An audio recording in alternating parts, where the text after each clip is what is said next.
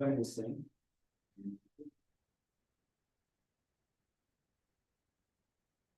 basketball game started? Oh, yes, that was crazy. Was that fun? Wow, they were. I love the student section, aka the football team. Yeah, my son was like, look at the way people. 5 o'clock, 4 o'clock. Good afternoon and welcome to the Monday, March 10th meeting of the Orono Town Council. We are starting the meeting at 4 o'clock today with hopes to be done by sunset in observance of Ramadan. Roll call shows that we have Councilor Larway, Councilor Hardison, Councilor Demerit, Councilor Kenny, Councilor Powers, and Councilor Baker. And I am expecting Councilor Marks. I'll check my text to see if anything's changed from her perspective. Item 2 on our agenda is agenda review. This is a spot where we post, don't always read word for word, what has been referred to committee, the various committees of the council. Does anyone have any questions about what's in front of that or posted there? Any members of the council? Okay, and we'll do committee updates later in the meeting. We have several tabled items that we'll get to today, and under agenda review and clarifications, I had, I have something, did anybody else have anything before I take mine on? Okay, under, we have several items that are on the table for consideration of the 360 survey actions. So I'm going to propose that as we take this on today, that I propose that we discuss the 360 review memo we got from HR consultant Lori Bouchard at the top of the discussion once we take up Order 2537. And then I'm going to suggest that we move Order 2542, the decision as to whether or not we hire a survey consultant or do the survey work ourselves, ahead of the 2 survey draft questions, 2539 and 2540. I also, for our consideration, if we choose to go ahead with the surveys as drafted, I have a couple amendments that, I could raise when we get to that point. Anybody have any concerns or questions about that? So that's how did you get that? Okay. So that's how we'll proceed. Thank you, Amanda. Also, I was in touch with, on the mini grant proposal, I was in touch with the applicant Isabel Kostelnik, and she's going to be with us after 5, and she'll give me if she's not Belinda or in a fire, a first responder's uniform, we'll know who she is when she gets here. So we'll give her a chance to talk with us about what she's requested. And if for any reason we're wrapping up before 5, I'll try and push that back to the very end to give her time to get here and join us. Okay. Item 3 on our agenda is approval of minutes of February 24th, 2025. Could we get a motion for that? So moved. Seconded. Moved and seconded. Any discussion? All those in favor? That is 6-0. All present voting in favor. Council Marks. We just approved the minutes. Okay. Item number 4 is public comment. This is an opportunity for any member of the public, either here or virtually, to share their thoughts with the council on any item that's not on our agenda. Are there any public comments? Anything, Cody, online? No one with their hand raised online? Then we'll move on to item number 5, which is a presentation item on the comprehensive plan update with Isabel Oxley, our town planner. And there she is. Hi there. So how are I you? do have a brief, good. I do have a brief presentation to share. So let me just get that started up here. Okay, and hopefully you're seeing that on your side. So today's meeting is really just an update on the status of the comprehensive plan. We are sort of at a good point for this update that I'll get into in just a second, because we're transitioning from essentially phase 2 of the comprehensive plan update into phase 3. So what I'm planning to cover this evening is some general feedback that I'm hoping to get from the council, a little bit of context setting, what is a comprehensive plan, what's included, and why do we plan, an overview of the planning process, and then really the meat of this conversation is going to be some common themes from public engagement thus far, some issues and opportunities that have been identified. And I do want to note that I'm going to be looking for some feedback from council on a draft vision statement. This is something that the comprehensive plan committee is currently working on pulling together. They had reviewed a sort of starter draft at their previous meeting and had some feedback, and we're hoping to get some feedback from the council as well. So that being said, as we're going through this presentation, I am hoping that you will consider the following questions specifically. So, do the priorities that have been expressed here match what you are hearing as you're out having conversations with community members? And then if there's anything that council would specifically like to see included within the vision statement, that would be helpful for me to have as well. And I do want to note that I know that this format in this meeting doesn't give us a ton of opportunity to have sort of in-depth conversation about that. But if you'd like to have this, as a conversation topic and get back to me, that's totally fine as well. I'm just sort of setting the stage this evening. So a comprehensive plan is, in general, a long-range 10 to 12-year look at various topics that end up impacting a community's character, its growth, and its fiscal position. It's also a data-driven guide to policy and programming decisions and public investment. And perhaps most importantly, it's a shared vision for the community's future.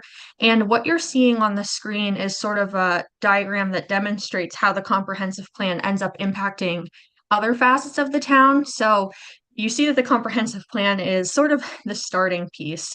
You might think of it, if any of you are involved with nonprofits, as sort of the strategic plan for the town. But that plan might also recommend other planning documents and studies that the community should undertake.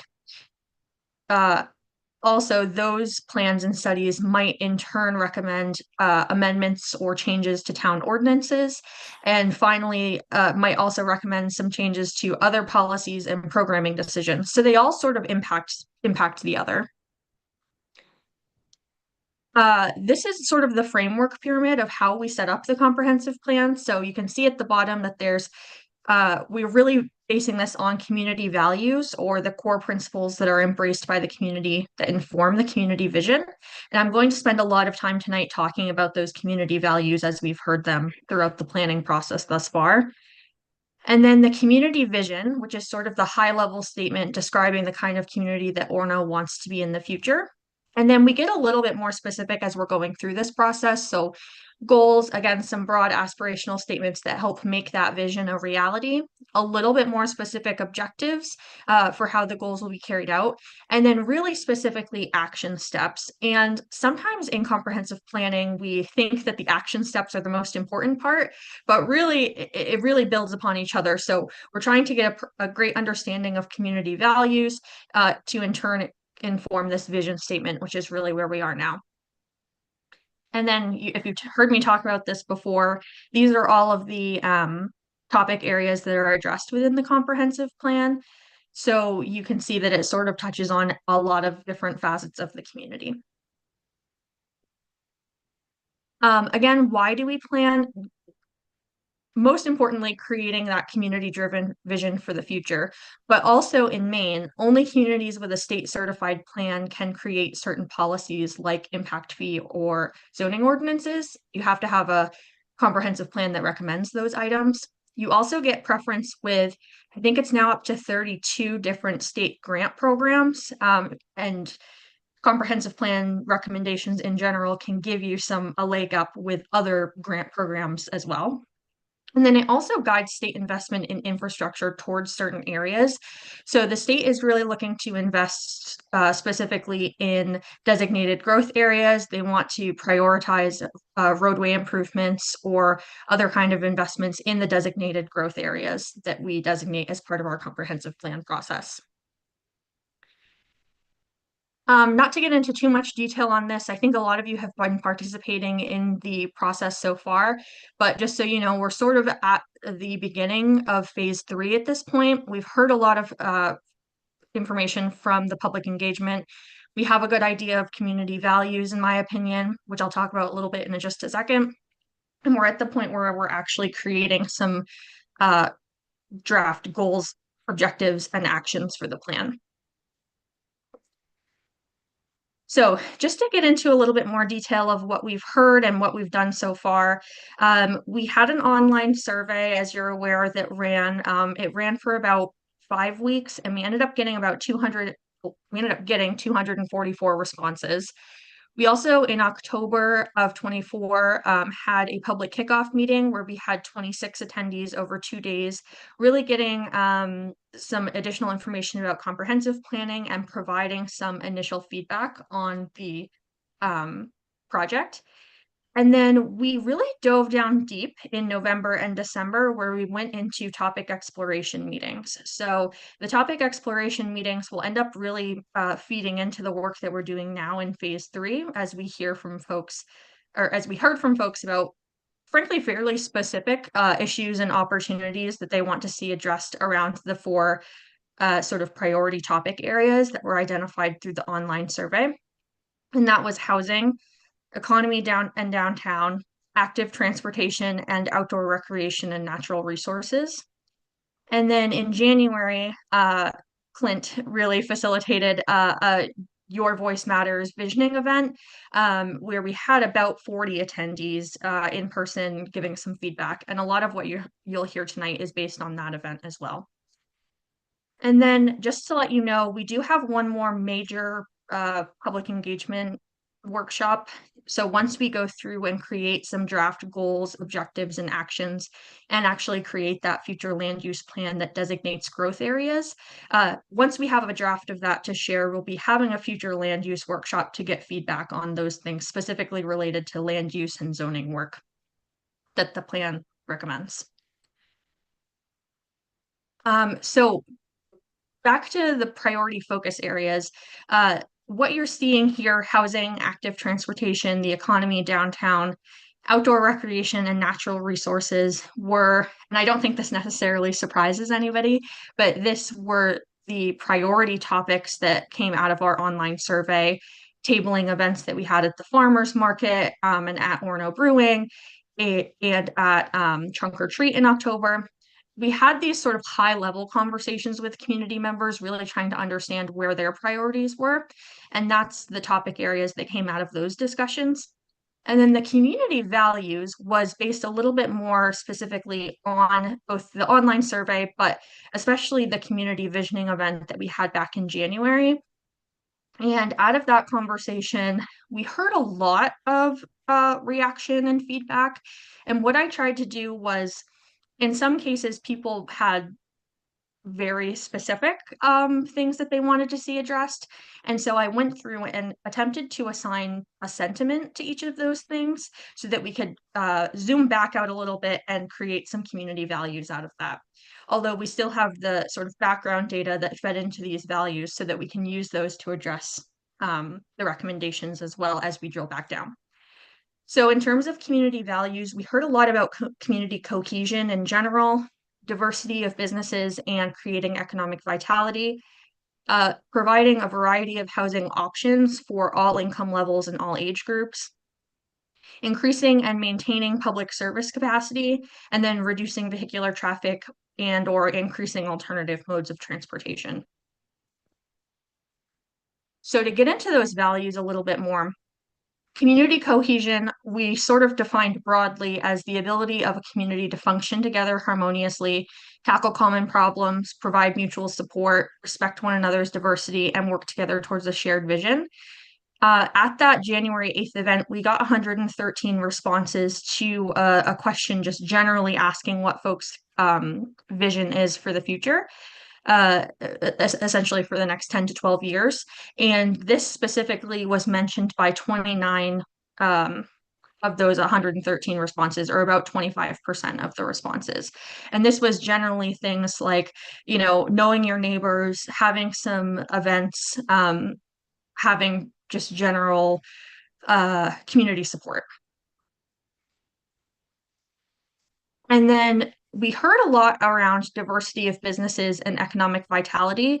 So this was also a really big topic area in the online survey that we also ran. And this was mentioned by 21 of 113 responses at the January 8th event, or about 19% of the responses.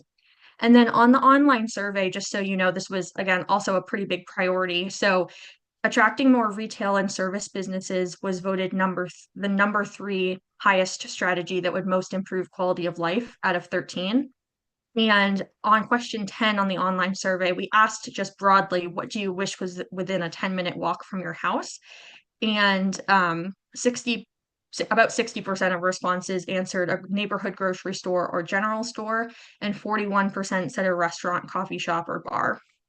And really what the responses here from our January 8th event focused on was attracting a wide variety of businesses. So specifically, there was mention of job creators of like 10 or more employees, and then also increasing our general economic vitality by filling vacant buildings, increasing feet on the street in and around downtown by having more people living there and playing there. So doing some, again, festivals, downtown events, things like that. There was also a lot of mention of providing housing options. So this was mentioned by about 18% of the responses. And then also on the online survey, we were hearing things about expanding housing options for all income and ages. That was actually voted the number 1 strategy that would most improve quality of life in Orono over the next 10 to 12 years on the online survey. And then on question 7, 54% indicated that in their view, there has not been enough single-family home development in Orono over the last 5 years. In general, the desire to increase housing options was specifically centered around sort of what we refer to as missing middle or starter home construction. But what I understand that council has sort of been referring to as that attainable housing goal. And then also family housing as well. And that was based on some data that was provided around the decline in family housing in Orono over the past 10 to 20 years. And then we also heard a lot around enhancing or maintaining our public service capacity. So generally, public service capacity is the ability of a municipality to provide services, public works, roadway maintenance, water and sewer, recreation programs, and fire and police protection. Around about 15% of responses from that January 8th meeting referenced either calling this out directly as a need, or many responses would effectively end up requiring an increase in service capacity to accommodate what might have been a more specific suggestion, like enhancing landscaping at town-owned properties or proactive code enforcement or things like that. And then we also heard, and again, I don't think this is necessarily going to surprise you, but we also heard a lot of conversations around reducing vehicular traffic or increasing alternative modes of transportation. Again, this was mentioned by about 15% of the responses from our January 8th meeting, where some offered some specific improvements that they'd like to see, and others were a little bit more broad, or they generally encourage the construction of sidewalks or trails or advocate for the expansion of public transit. Again, going back to our online survey, improving bicycle infrastructure was voted the number 2 out of 13 strategy that would most improve quality of life over the next 10 to 12 years. And then we also asked how important are the following attributes to making Orono a place where you'll want to live during the next 10 to 20 years. And about 74% of responses rated walkability and pedestrian infrastructure as very important to them. Isabel, is that 73% of the 17 or 73% of the 113? That's actually 73% of the total 244 responses to the online survey. All right, great, thanks. So just in terms of next steps, I'm working with the comprehensive plan committee to sort of create and refine the vision statement. That's a high level statement that describes the kind of community that Orono wants to be by the year 2035, which is sort of the lifespan of this plan if we adopt it on schedule later this fall. We'll be talking about that more at our April 2nd meeting. And then we will dive into the development of goals, objectives, and actions.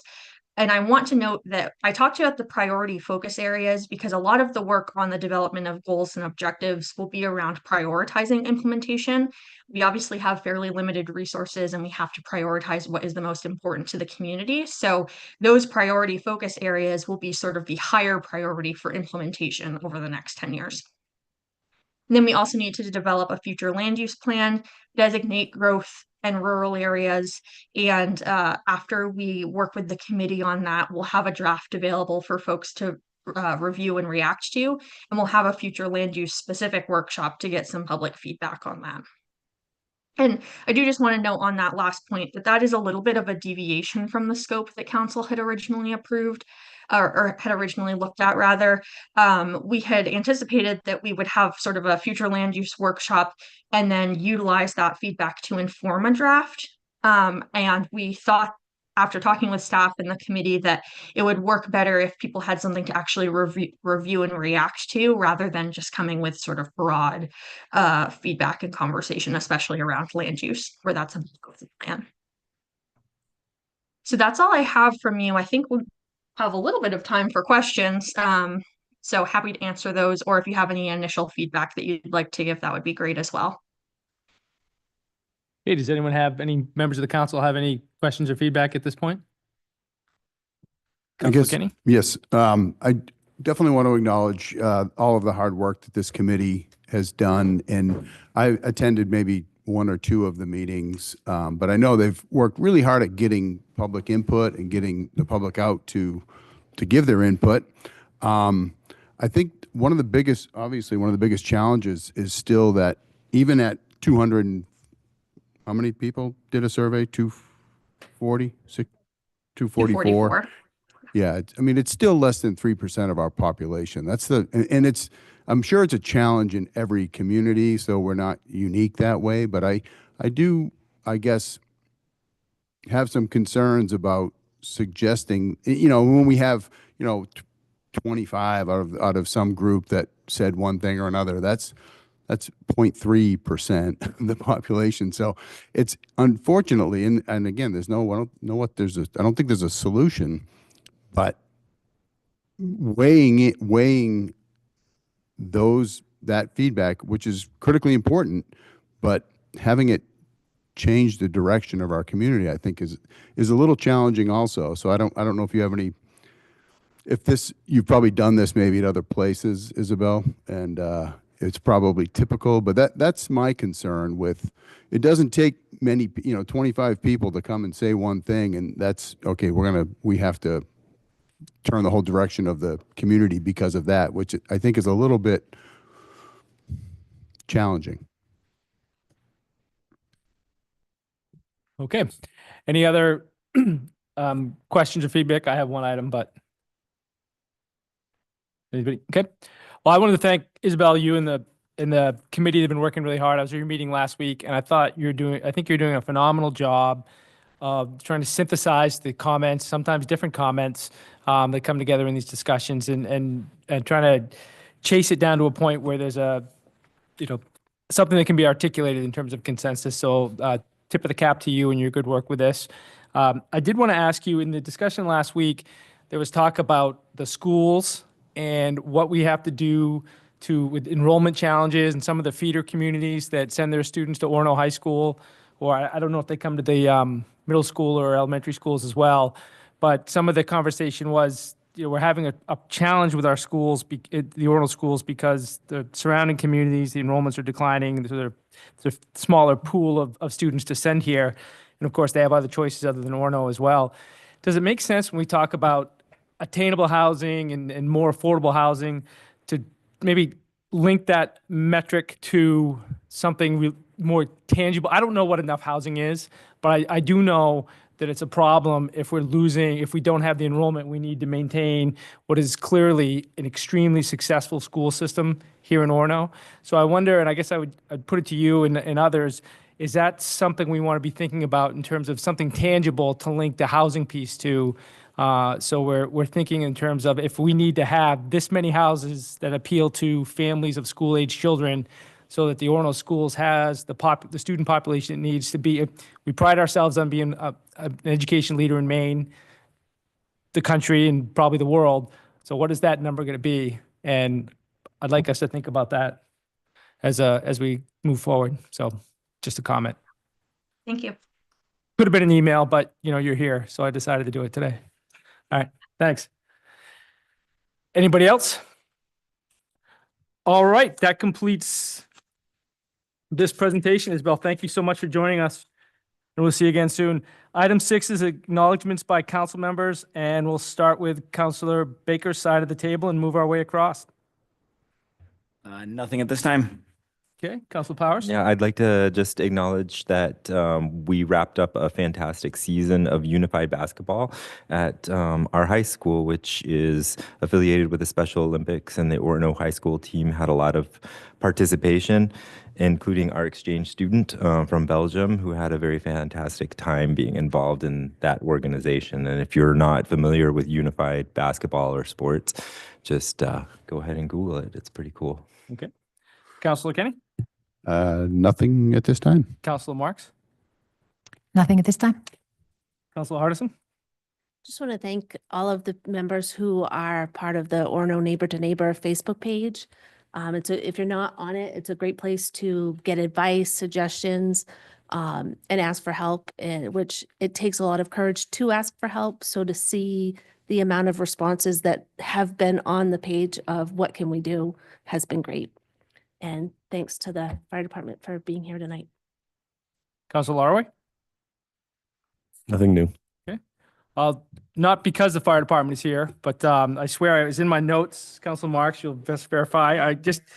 I really enjoyed seeing the Facebook post about Dennis Bean's retirement party and wanted to thank Dennis for his 34 years of service. I also wanted to thank the community for coming together to help celebrate that.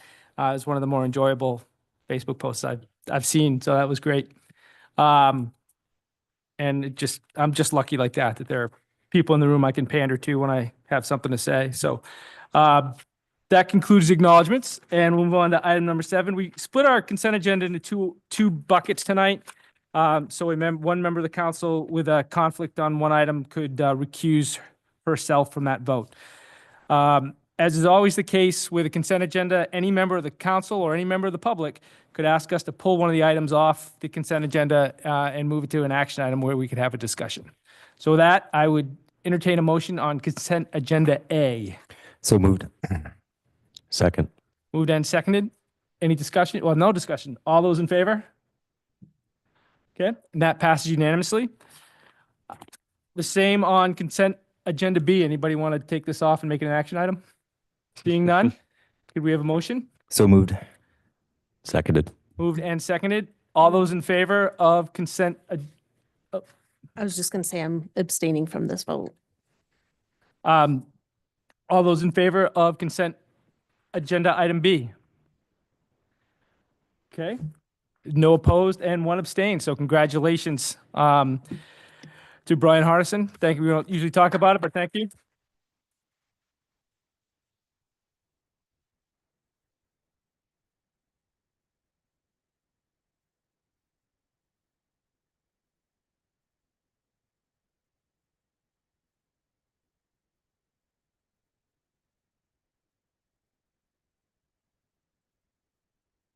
Yes, sir. I just wanted to add that we're having a swearing in ceremony for Brian tomorrow at 9 o'clock. Just to make sure that everybody knows that. All right. It's going to be next door in the fire station? Yes. Okay, great. Thank you.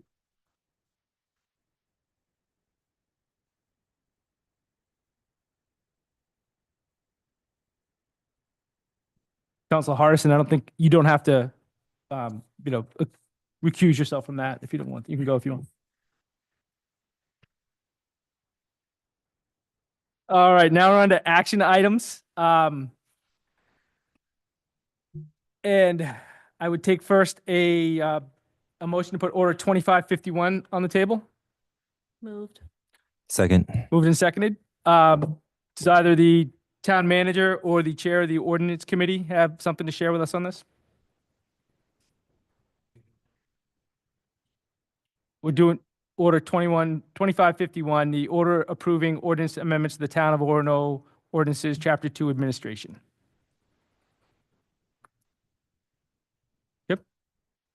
I would say for the benefit of the public, this has been a process that we've been undergoing for, well, does any member of the public have something to say on this matter before we have council discussion? If I don't ask the public for something, you're gonna kind of, public first, then staff first, then public, then council discussion, and then we move on. So now that we've asked the public if they had anything to say and they did not, I would say that this is a process that started with the Ordinance Review Committee.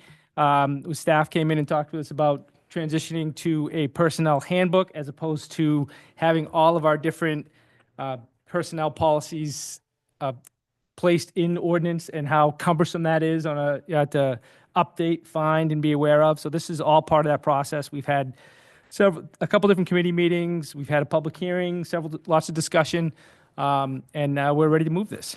So if there's no more discussion, okay. All those in favor of Order 2551? And that's unanimous, 7-0. Could we have an order, a motion on Order 2552, an order approving the ordinances amendments to the Town of Orono Ordinances, Chapter 28, Personnel? So moved. Second. Moved and seconded.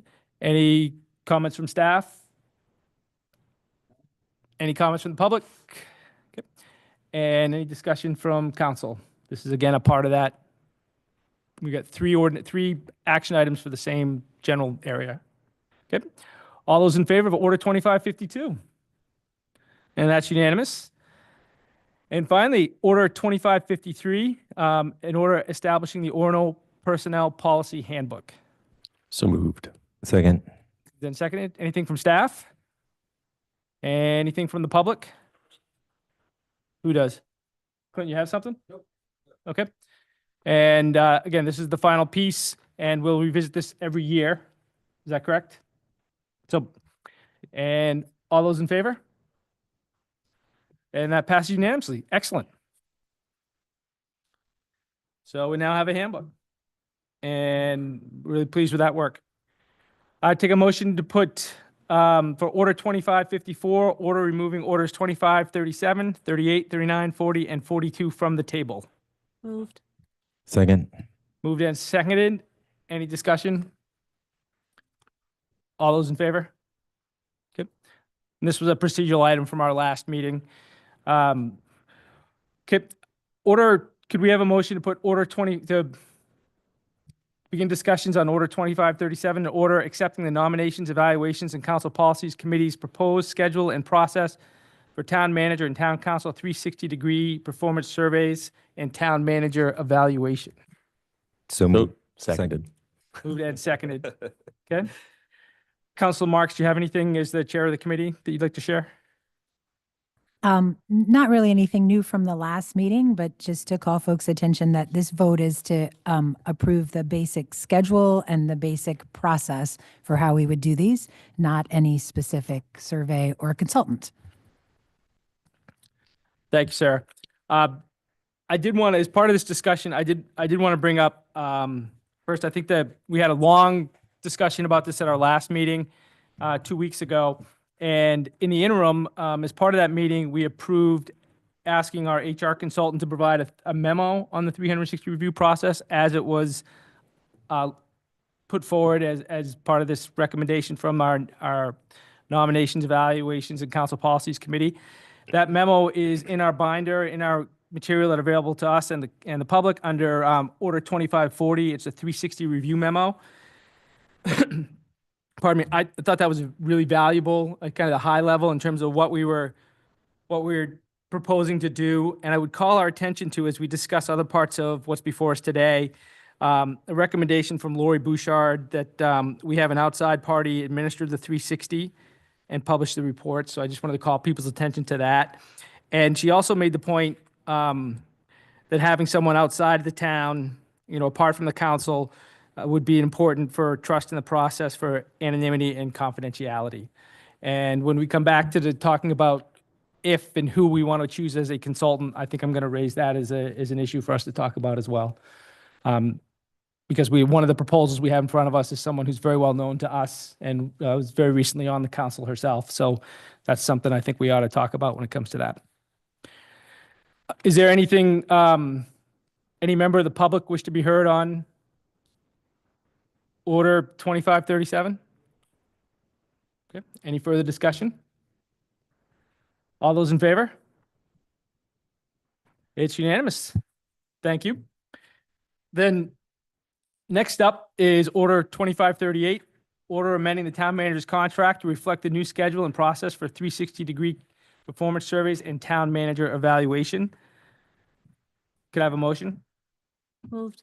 Second. Moved and seconded. It's a little unsettling when 6 people leave your meeting at the same time. Anything, Sarah, from you on this? As the presenter? Or Yeah, just to highlight again that this contract change is simply to reflect the schedule that we just voted on, because originally in our town manager's contract, there was a slightly different schedule proposed for this. So we're not doing anything here except trying to match things up to the schedule and the process we've just voted on. And I guess I should say that we went through the process in the contract, which is that the town manager and the council both have to agree on those changes. Our town manager has indicated his agreement to the proposed changes. This is our chance to indicate our agreement. okay. Are there any comments from the public on this matter?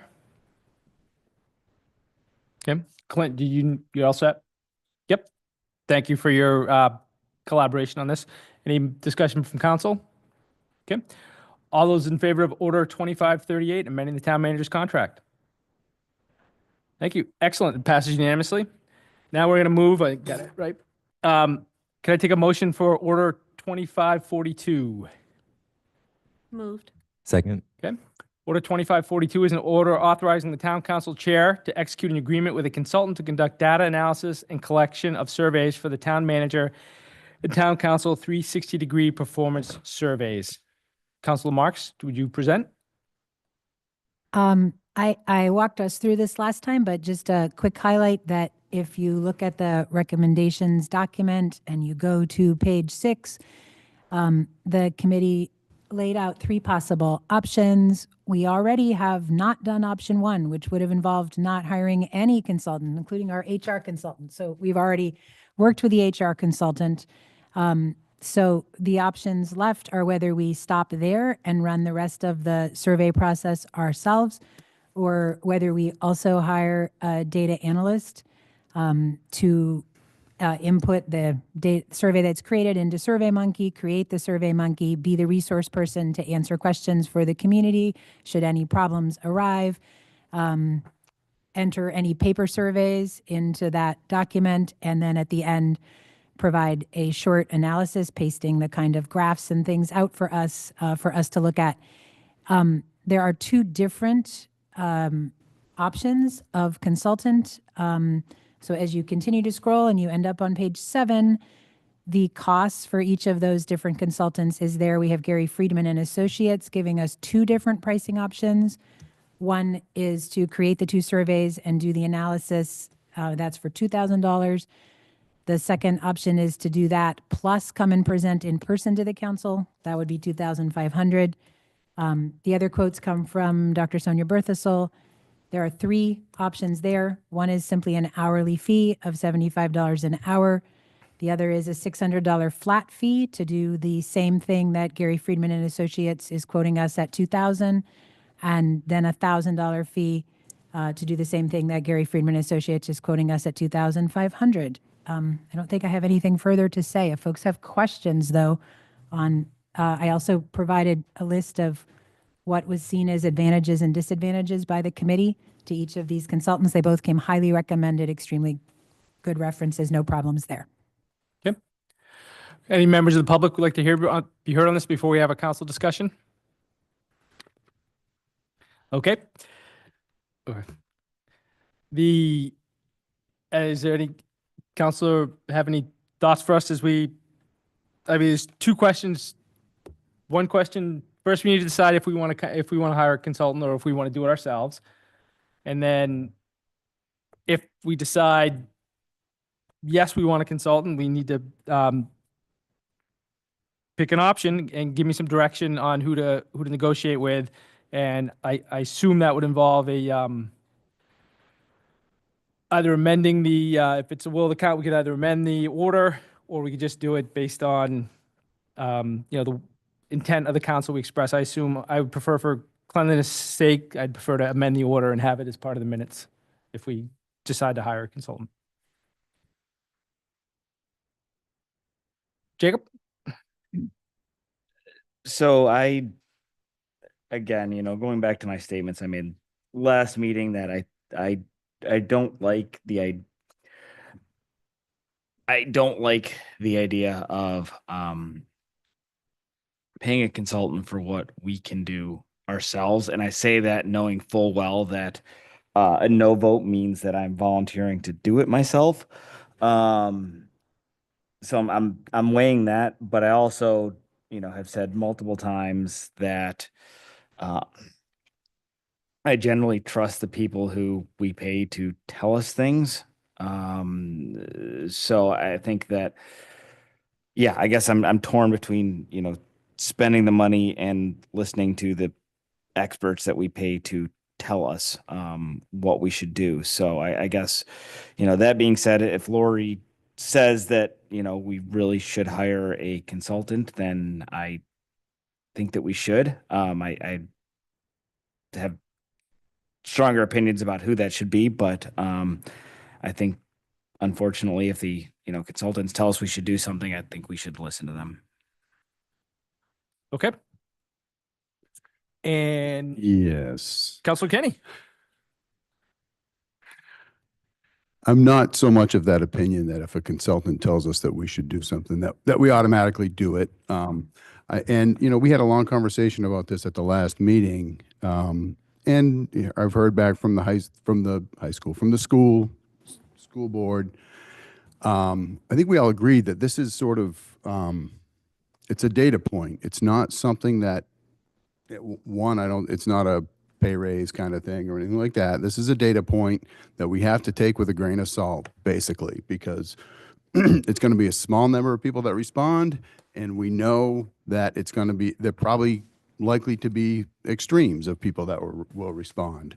And knowing that the school, and I think the school went through this, a lot of iterations on how we should do it and everything. Now, I think they've been doing it themselves for 5 years or however long now. And I think that's what we should be doing, just because of what this is. Again, it's a data point. This isn't a be all end all.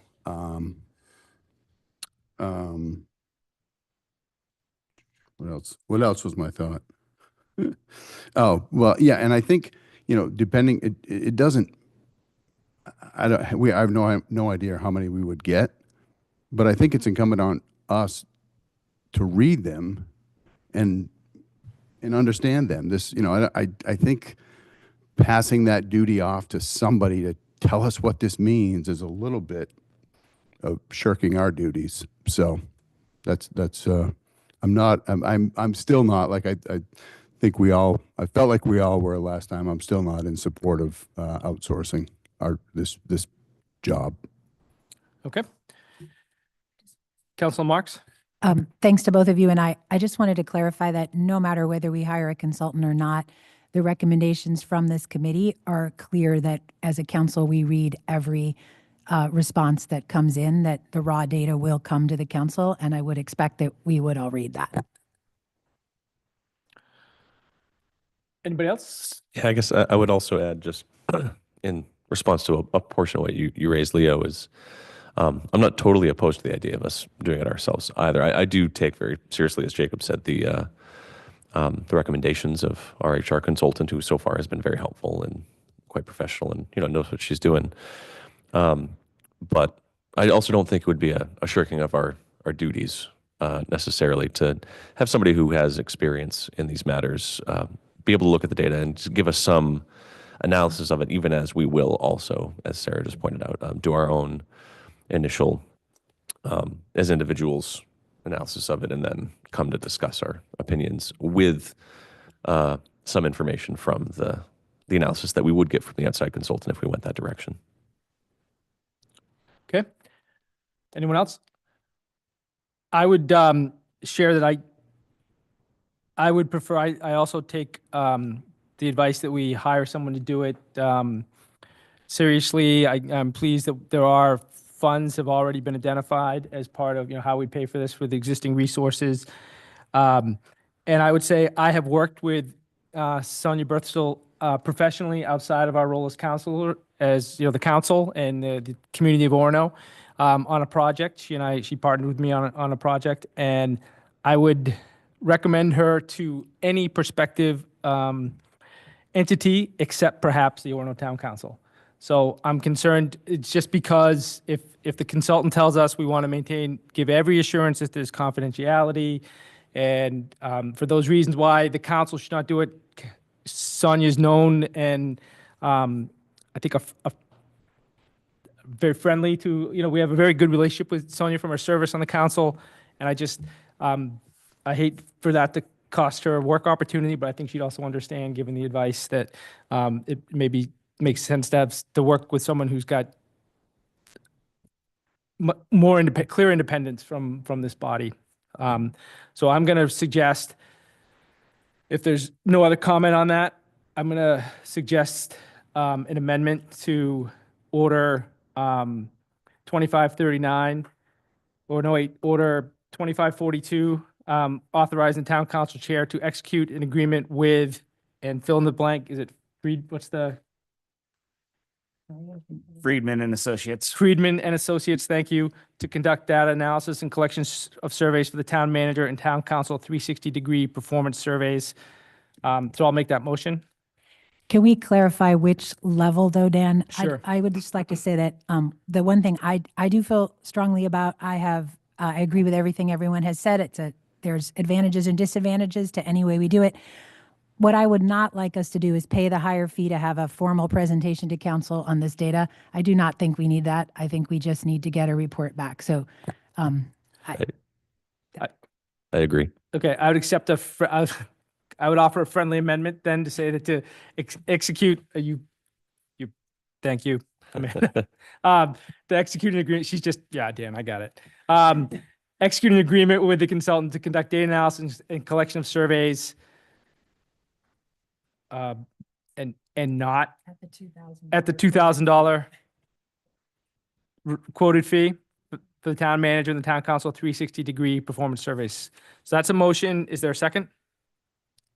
Second. Okay. Any discussion on the motion? Okay. I just wanted to point out, just a quick look back at our budget sheet that Jacob has presented to us last year, but it gave us this idea about every time we spend a certain amount as a council, what that really means to homeowners. So I just want to put that in perspective that, for a $2,000 fee based on that calculation, that comes out to be $1 for someone who owns a $300,000 house and about 35 cents if you own a $100,000 one. So I think that's just there for us. I'm trying to encourage us to do that every time we vote, so I'm putting it out there. Okay. If there's no discussion, then all those in favor of the amendment to order 2542? That's 6 in favor. All those opposed? 1 opposed. Councilor Kenny is opposed. And is there any discussion now on the underlying order as amended? Okay. All those in favor of order 2542 as amended? That is 6 in favor, and anybody opposed? Councilor Kenny's opposed. Order 2542 passes 6-1. Okay, thank you. Now that takes us back to order 2539. Could someone throw that on the table for us? So moved. Moved and seconded. There's an order accepting the draft Town Council 360-degree performance survey proposed by the Nominations, Evaluations, and Council Policies Committee. Councilor Marks, do you have anything for us on that as the chair of the committee? I'm just going to highlight here that the committee brought this forward because we really want to hear from council. If you feel good about the direction of this survey, we spent a lot of time on it, so you'd have something concrete to look at. My goal here, as much as anything, is to hear from councilors if this isn't the basic kind of survey you would like to see going out. So in addition to any vote we do or don't take, please let us know if you have opinions. Is this looking basically like how you'd like to go or not? Okay. Any comments from members of the public? Or the member of the public? Okay. Any other comments I have a suggestion to move us forward in terms of, I'd like to propose an amendment that reads 2539 order directing the nominations, evaluations, and council policies committee to work with the survey consultant to finalize the draft town council survey based on the input from the town's HR consultant and council discussions. Love it. Move it. So moved. So moved. Is there a second? Second. Okay. Any discussion on the amendment? All those in favor? Can I just, Sure. I'm totally in favor, and I do need the council to actually have a discussion. So that I mean, when you say to do that in consultation with the consultant and any council feedback. All right. So can we just have a council discussion? Do people feel basically fine about this? We developed this based on, as a committee, based on the same style that the schools use. It's been looked at by our HR consultant, Lori Bouchard, at this point, saying, you know, there were specific areas. She recommended we flip a Likert scale, possibly add some more categories to the demographic question. So we would certainly bring those points already into discussions with the consultant who's been hired to tweak those details. But if there's any other detail or any other comment from council, now's your time. What I don't want to do is spend consultant paid hours and more committee hours perfecting something if in fact council in July is going to say, no, we don't like this format at all. So please speak up now and just say, we hate it, we love it, or it's good enough, something.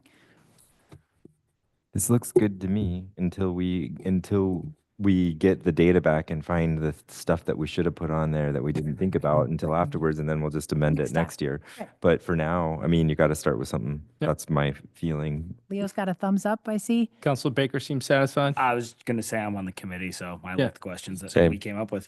Andrea and Dan, who are not on the committee, feeling okay? Yeah, the one thought I had for you is, and it's not a necessarily, it's softer than a request, a little harder than a suggestion. That you consider putting our goals up at the top, you know, our most recently iterated or articulated goals up at the top. Other than that, I think you did really well, and I appreciate the chance to, all the thought that went into this. And that's from the council survey you're talking about, not The the council town survey, manager, yeah. correct? Okay, thank you. I put a note on that. Okay. Leo, were you saying something else down there? You're good. Okay. Okay. Thank you all. Good.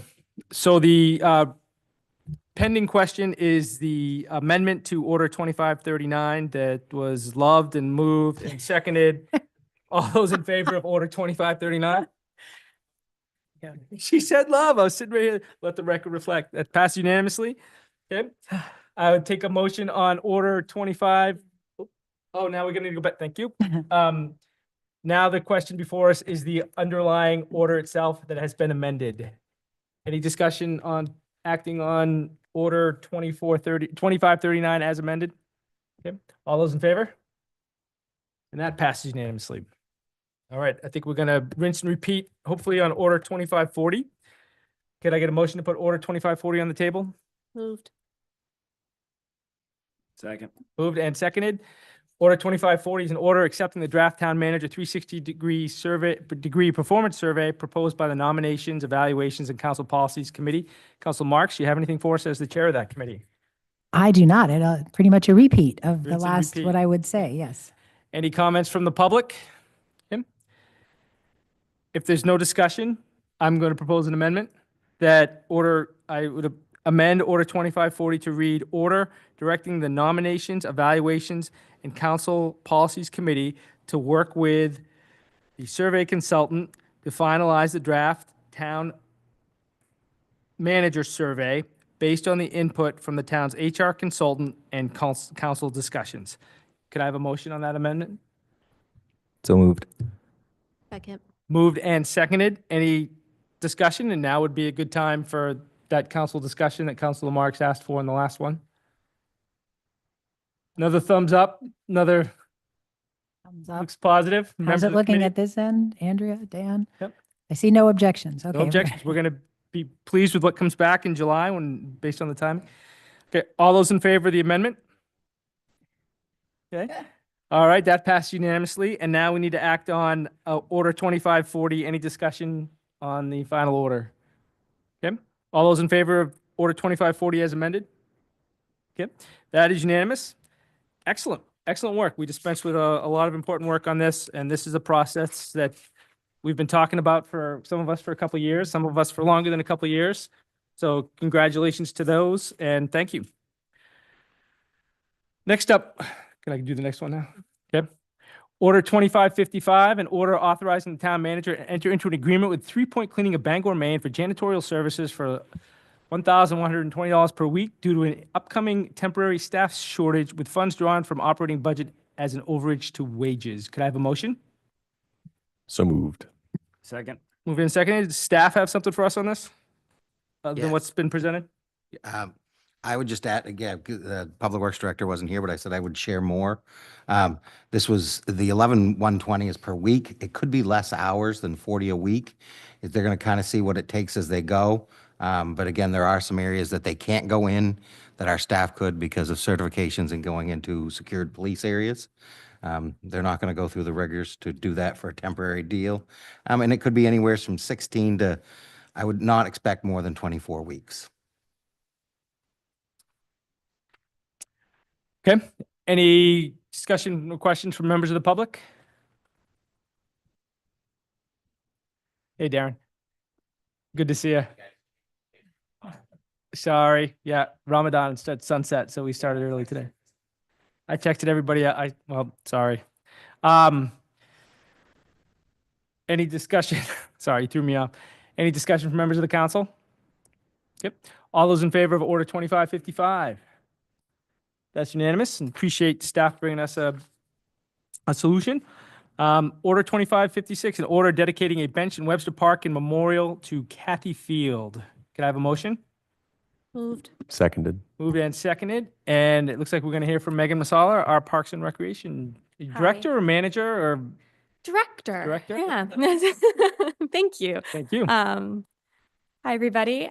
We had a request from the Fields family looking to make a memorial bench in Webster Park as outlined in the memo. I requested from the family a formal proposal, so their words and their wishes were clearly communicated to those which are, again, included in the council agenda tonight. I'm happy to answer specific questions as how the process would proceed. The family is here tonight, so if there are specifics or anything like that, I'm sure they'd be happy to share about their loved one as well.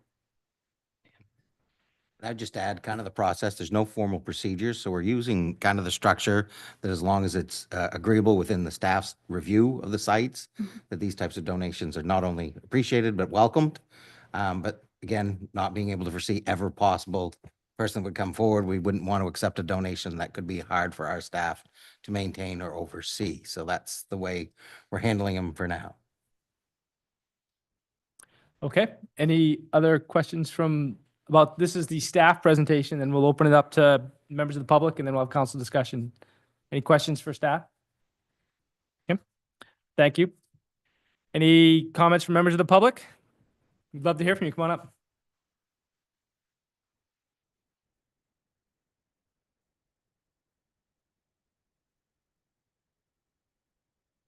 If you want to make sure the light is on the. I think it's always. My name's Jesse Field. My father, John Field. Thank you, Megan. I just want to say Megan's been really, really great with the correspondence through this. And I don't have a whole lot to say, just besides it would mean a lot to the family to have a memorial. So before I get choked up. Yeah. Stop there. Thank you. Thank you. Any questions? Yeah, if you have any questions, I'm happy to. No, but just want to say thank you and sorry for your loss. And we appreciate Thanks. this offering. So Thank you. Is this where your dogs swim here? And my dog likes to swim here the most. And so does Sarah, by the way. Sarah swims there all the time. Sarah's dog or No, Sarah swims Oh. in the river. Yeah, yeah. I swam as a Yeah. kid there a little bit, but yeah, the dogs Yeah. definitely would swim there too. That's excellent. And thank you for your kind words about Megan as well. Yep. Thank you. Thank you. Any comment discussion from council? Council Marks? Yeah, I also just want to say thank you so much to the family. And as Dan says, I do swim there. And I was many times there where I saw Kathy and John there in the park with the dogs at this spot. And it's a lovely gesture on your part to make such a kind donation to the community that I know fits so well with things Parks and Rec has been wanting to increase in the park anyway. So thank you for that kindness and huge loving memories to your family. Well said. Thank you. Council Baker? Yeah, I used to live right down the street from John and Kathy, and my wife knew their dogs' names before we actually knew their names. So they were a staple of the neighborhood, and it was phenomenal. I didn't realize, Kathy had done everything, she had done until I read through. So quite an amazing woman, and thank you for bringing this. Okay. All those in favor of, seeing no further discussion, all those in favor of Order 2556, dedicating a bench in Webster Park in memory to Kathy Field? Great. That's unanimous. Thank you. Thank you for being here tonight. Okay. Order 2557 is an order approving the mini grant request for $750 plus $500 concert sponsorship from Jeffrey Gordon for public social events focused upon Argentine tango. Could I have a motion? So moved. Seconded. Is there a second? Seconded. Okay.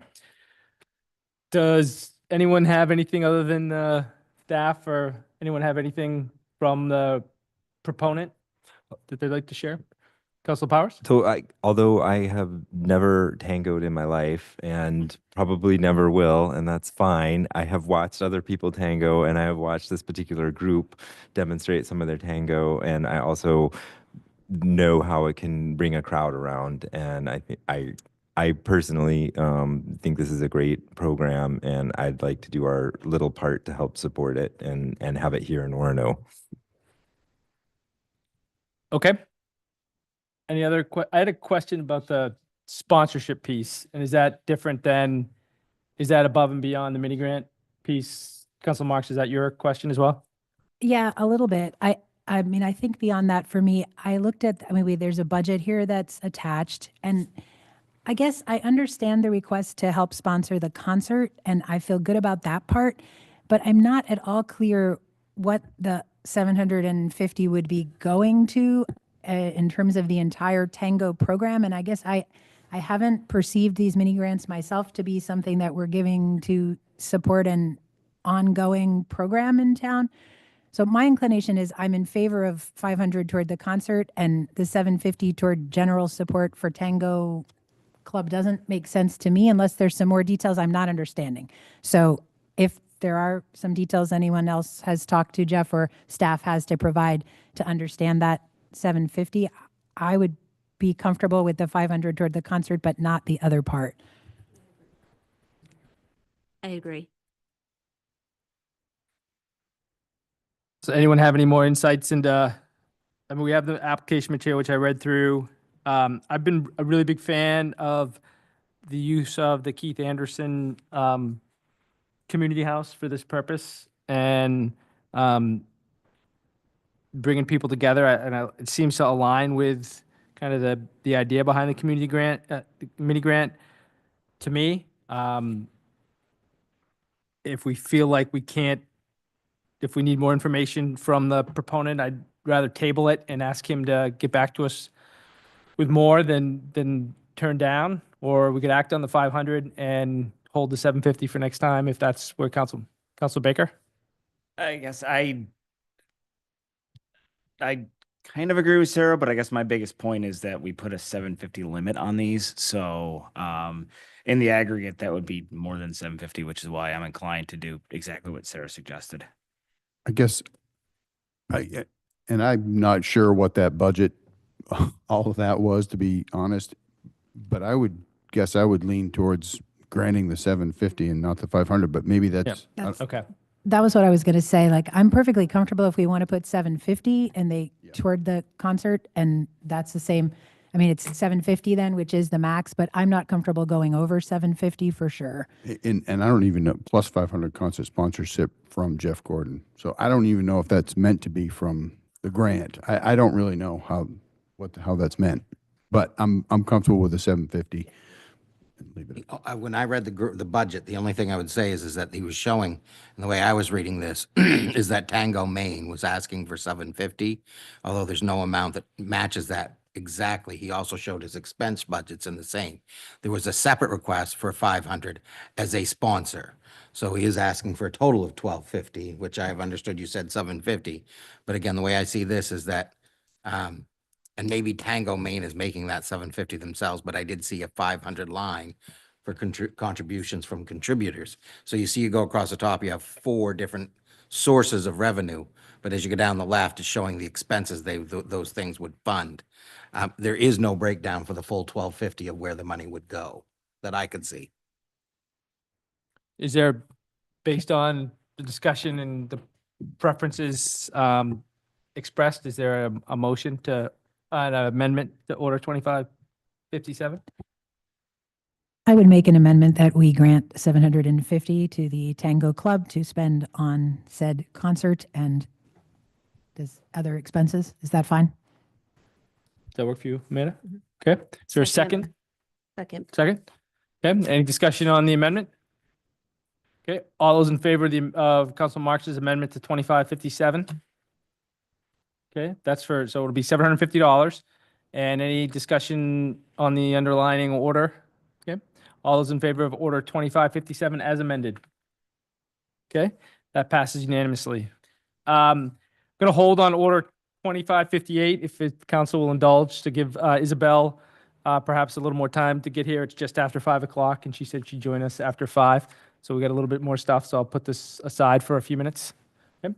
We're going to move to Order 2559, an order authorizing the town manager to enter into an agreement with Fraser Signal Technologies at VZ Maine for signal improvements on Main Street at Pine Street and Benneck Road for a cost of $58,190 with funds drawn from the annual operating or included in the FY26 budget, since the implementation will be 6 to 8 months. Can we get a motion on that?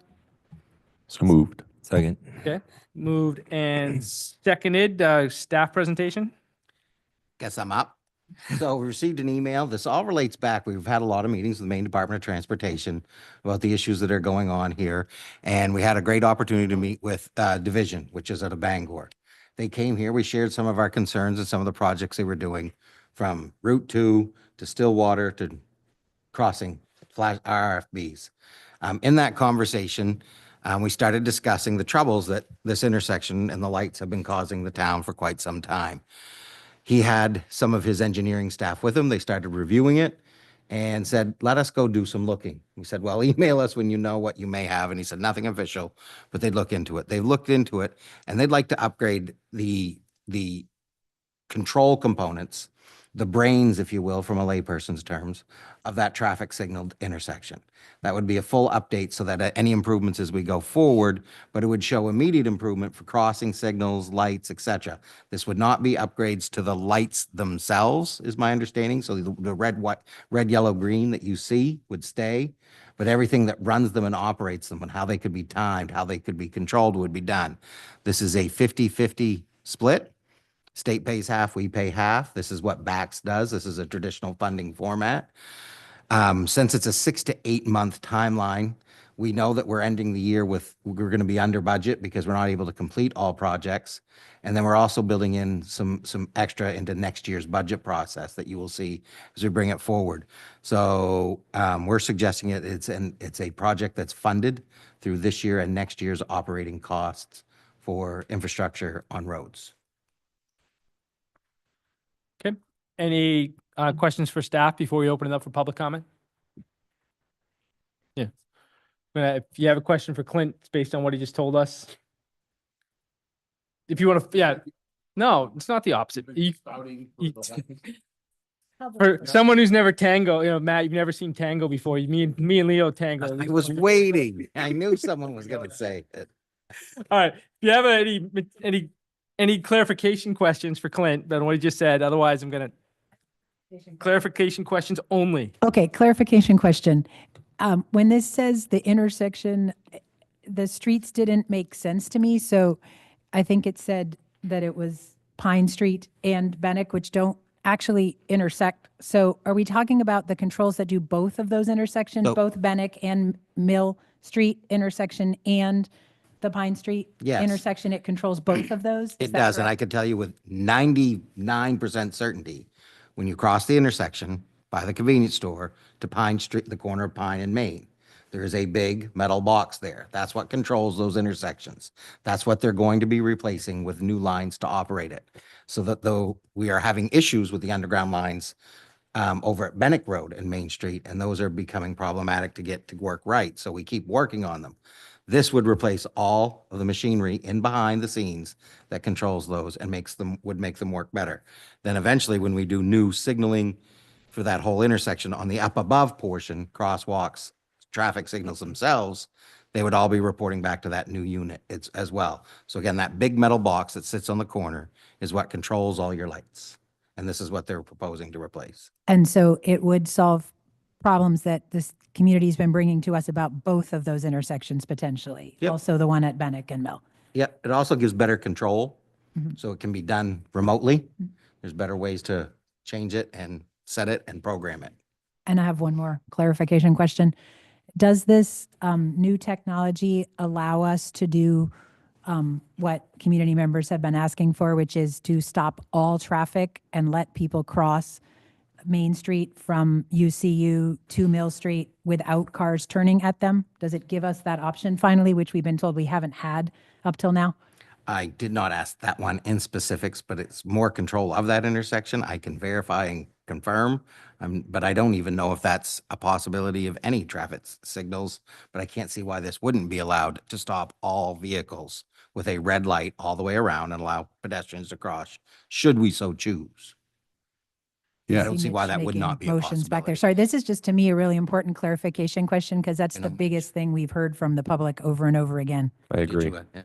So I would say that at Pine Street currently, it does stop traffic. It does not stop traffic for a long period of time. It stops it for enough so that people can get out and get across in the crosswalk when they can move, but it doesn't stop it like for 3 minutes to allow people to walk through. Mill Street, you mean? Not Mill Street. It does it right now at Pine Street. Okay, but Mill Street, would we have the ability to stop the traffic there? I would assume that it would be the same as the setup we currently have. They would just have to program it in that way.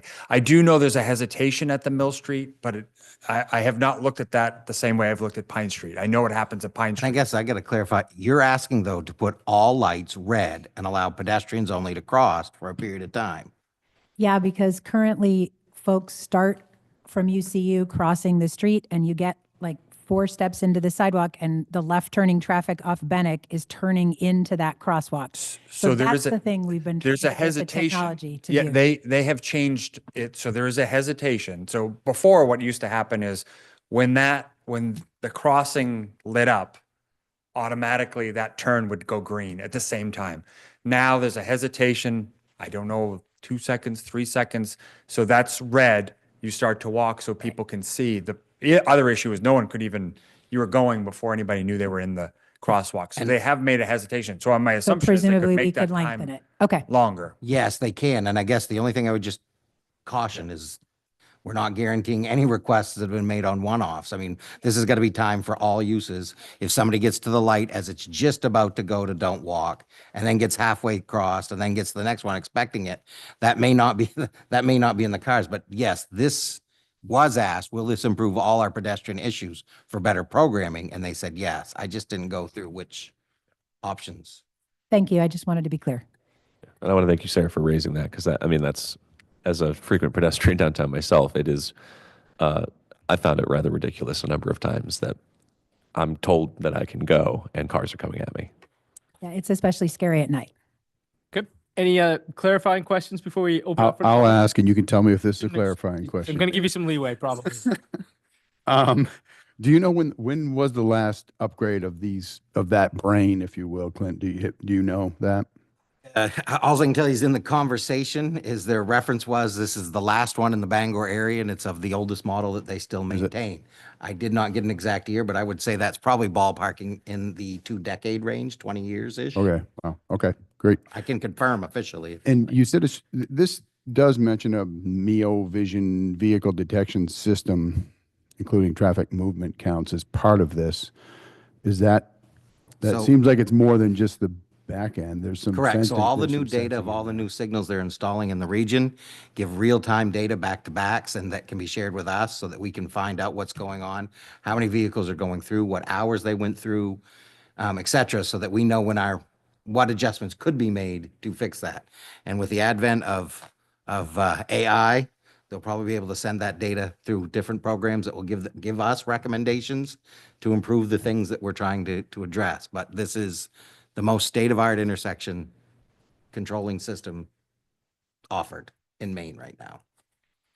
Okay. Thanks. Councilor Baker with a clarifying question. Anyway, yes. So from my understanding, the current guts don't allow for us to remotely change, which is why we have to have a police officer standing out there in the cold weather manually changing it during the hockey games, which is amazing, by the way, but it also still stinks for that person. Does this system allow, for remote control things that, okay, Yeah, we don't that's have the to, sensor they're referring to. okay, perfect. And then second thing, so we've got a lot of traffic initiatives and especially along the Route 2 corridor, not, even counting the big project. Is this duplicative of any of those projects or initiatives that we have? Like, are we spending the money now only to realize that another system that we're upgrading needs to, I guess I want to make sure that we're not duplicating efforts here, or that, we're not going to have to replace this or upgrade it because another system requires an upgrade that we're On doing. a multi-level answer, we have asked these questions because there are multiple projects. Yeah. The problems is we are still working towards timelines on all of them, and we have no definitive timelines, and there's a lot more questions that have arisen lately than there have been answers. In that, we did ask because there is funding through CDS for work in that intersection. They are not prepared, nor can we use that money for our share because that funding has to be spent at once. It has to be part of one approved plan. And so based upon the instructions I had from this council was to get as much done and time it as best we can. It's all integrated for logical growth, but we're pursuing these as quickly as possible because we didn't want to wait. And I just received notice in the past week that they're moving forward with the CDS funding for the actual work with the town and what they will implement. And we've asked a lot of clarifying questions on that before we give a formal explanation of what they're proposing. All we knew is they wanted to go forward with the design and implementation. And we're just trying to figure out what that means in the grander scheme of all the other projects that are happening, including a resurfacing of our bridge this summer. That was a surprise as well. And that was shared a few months back, but they are going to be resurfacing the bridge this summer. Okay. Are there any, now that staff has made its presentation and answered clarifying questions, is there any comments from the public? Okay. Any council discussion? I think it's great. Okay. There's no discussion? All those I in have a favor? question that's not discussion. Discussion is, great. A great. clarifying question. All right. No, I think the work we do on Route 2 and safety is a priority concern to our walkable community, and I'm excited. I appreciate staff bringing these kinds of opportunities forward as they come. Councilor Marks? Yeah, I just wanted to say the same thing. I really appreciate staff doing this work with Maine DOT and bringing this to us, which sounds like it has the potential to finally solve some problems that folks have really been trying. And I know staff's been trying with not having the technology. So to me, this is really exciting. I'm really excited about increasing the safety for folks trying to cross streets in our community. Thank you.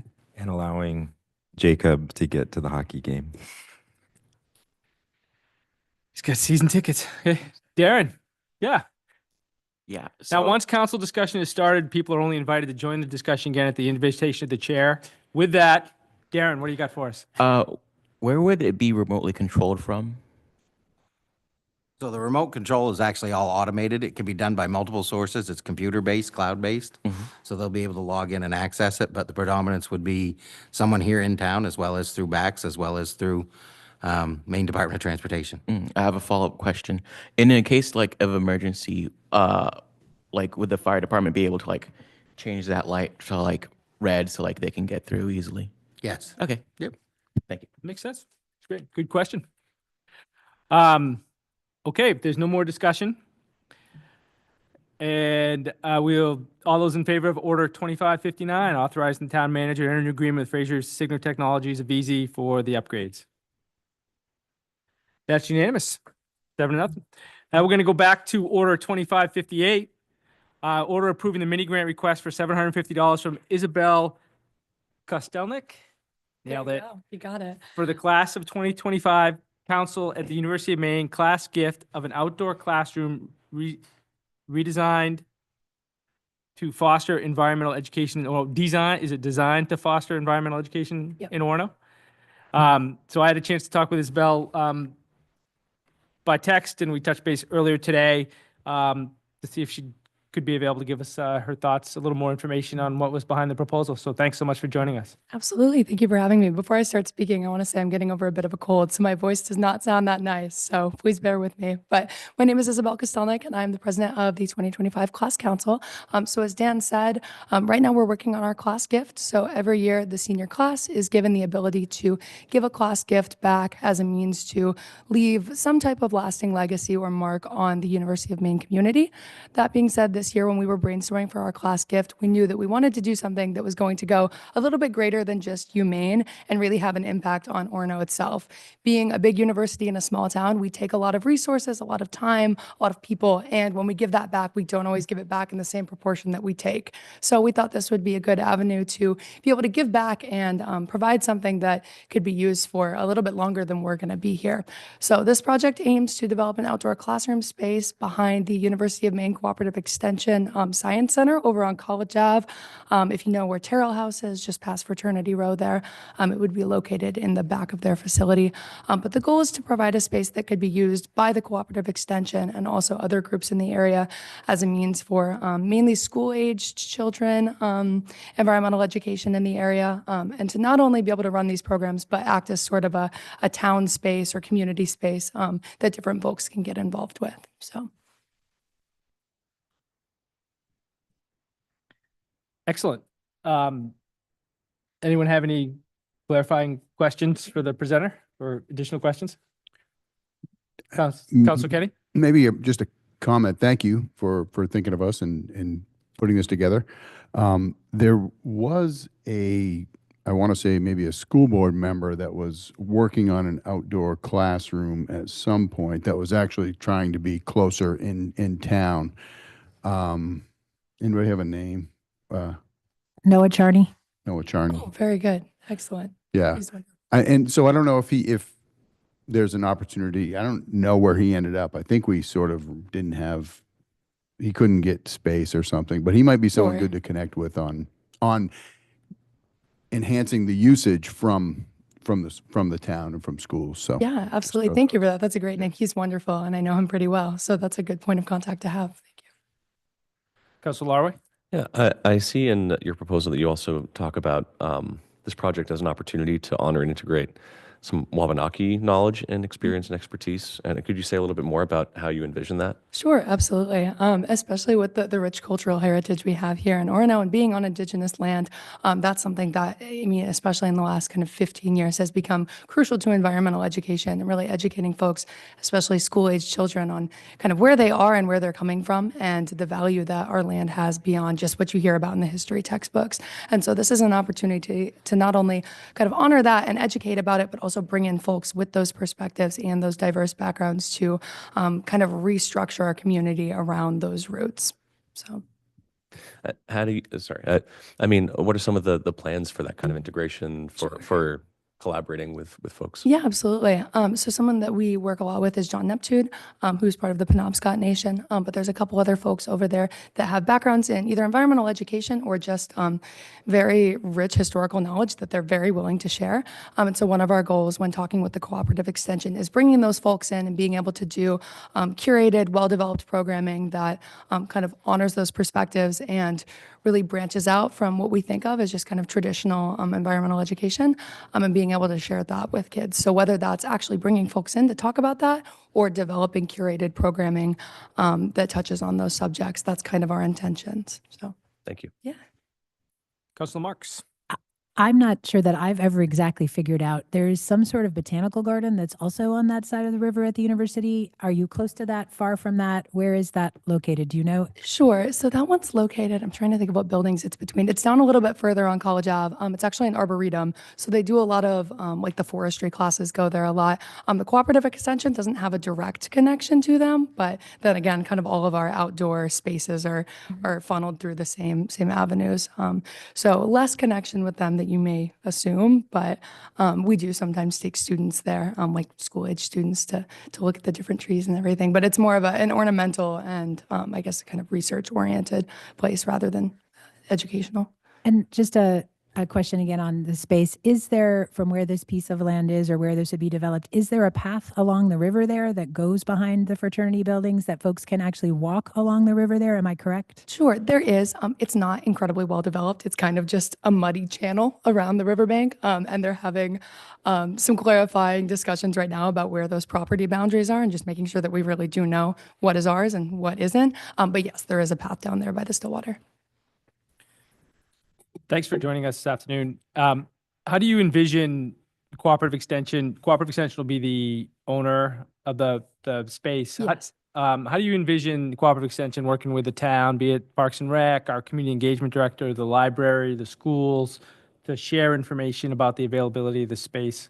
Sure, absolutely. I think a lot of it right now is just getting the word out there through those different networks. The members at the Cooperative Extension, they're very passionate about what they do, but they got their space just before COVID. And then, of course, with all the things going on with that, we're kind of lost in the weeds where people didn't necessarily know that they were back there or what they do. And so even though they have this community presence with the programming they do, people don't necessarily know where their space is. So that's another big goal that we've been talking about just kind of internally.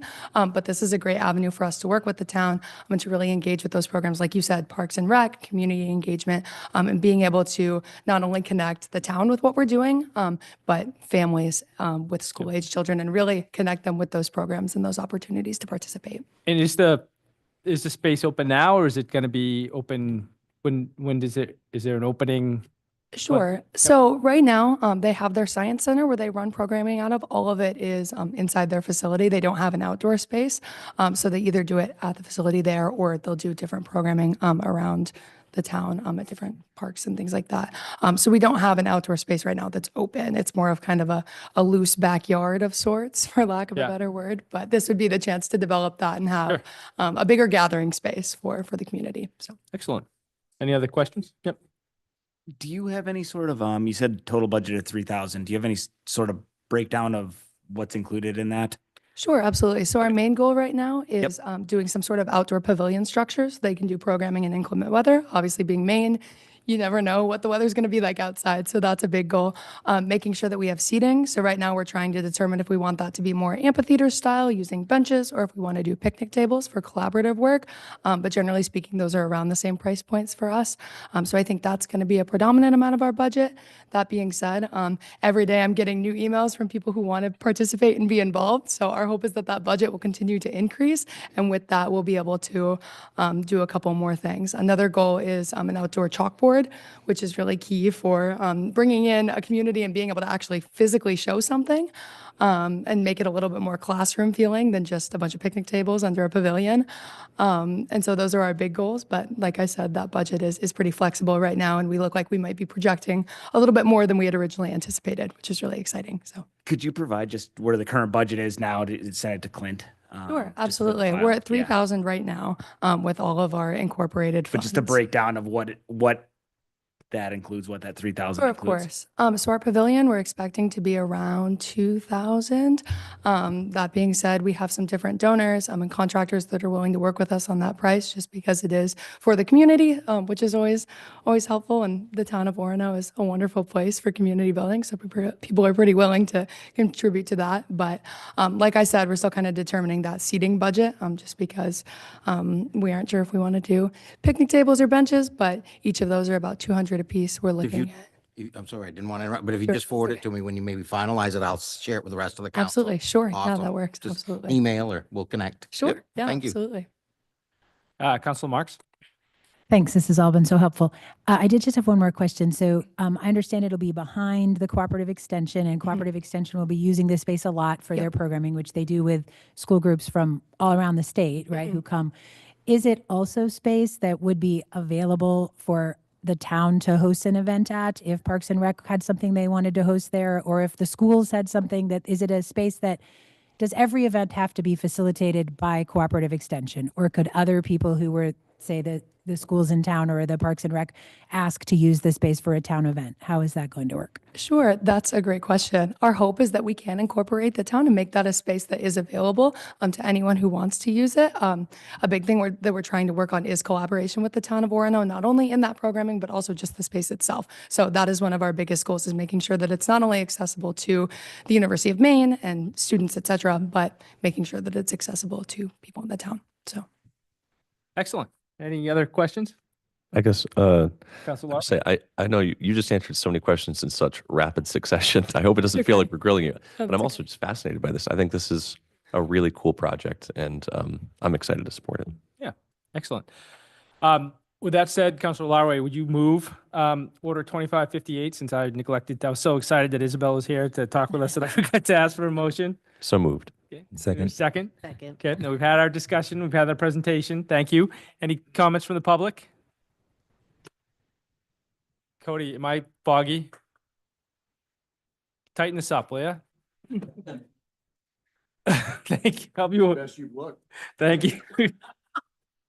All right, so we've had my joke, we've had a motion, we've had the presentation, we've asked the public. Any more council discussion? Okay. All those in favor? Excellent, passes unanimously. Thanks so much. Excellent. Thank you all. Nice to see you. That's better, Cody. All right, now we're moving on. That's all our action items for this evening, and we're moving on to agenda item 10, council committee reports, and we'll start with the Community Development Committee. Matt? So we don't have an update on the review of the special area management plan SAMP. There's some stuff I think going on in the background in terms of that. We are also looking at, we've a recommendation about lighting a menorah and with opportunities for cultural involvement during the holiday season. And we'll be coming out with a recommendation with that pretty soon. And we are going to have a very big workshop on the 18th. If you're available to come and you want to put your input into the Orono Festival Days and the revival of Orono Festival Days. This is your chance to come and give this particular committee feedback as to what you would like to see, what you like about that. So that will be the 18th of March at 6 o'clock. And we're still working on a report on how best to analyze the Route 2 corridor safety metrics so that we can continue to make Orono a very pedestrian safe place. And when it's, I think, safe for pedestrians, it'll be safer for cars also. So is there anybody else on the committee who would like to add to that?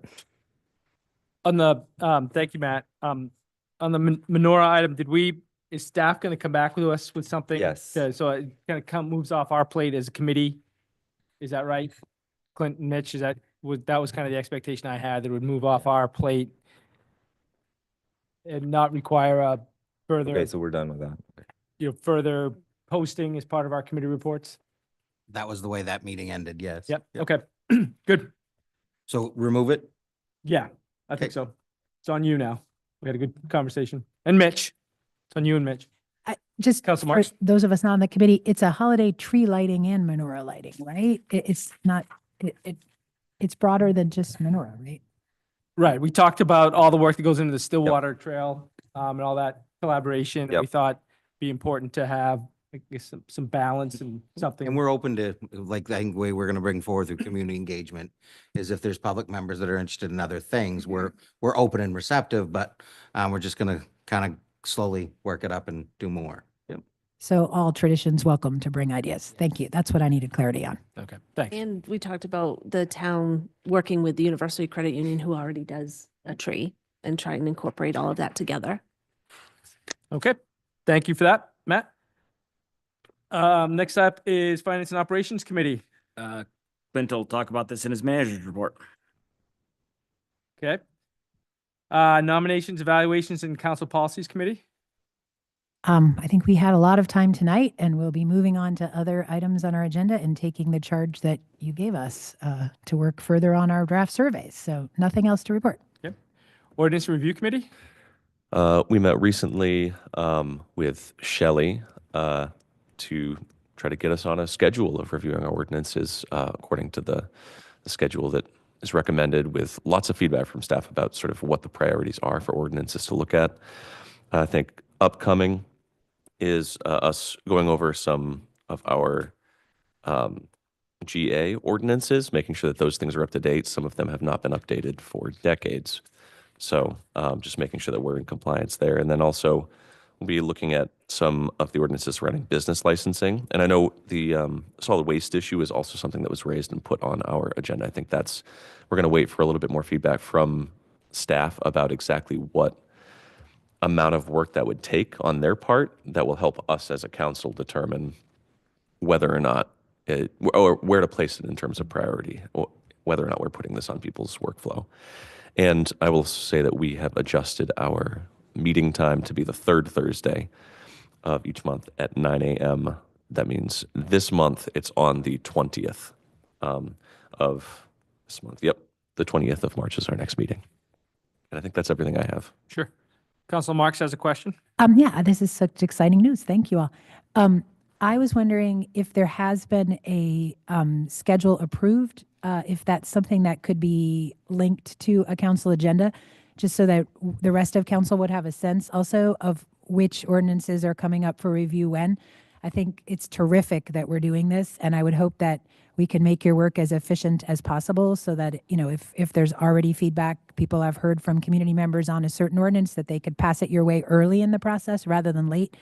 And I'm thinking we could facilitate that if that, whatever it is, year schedule has been adopted, if that was made publicly visible somehow.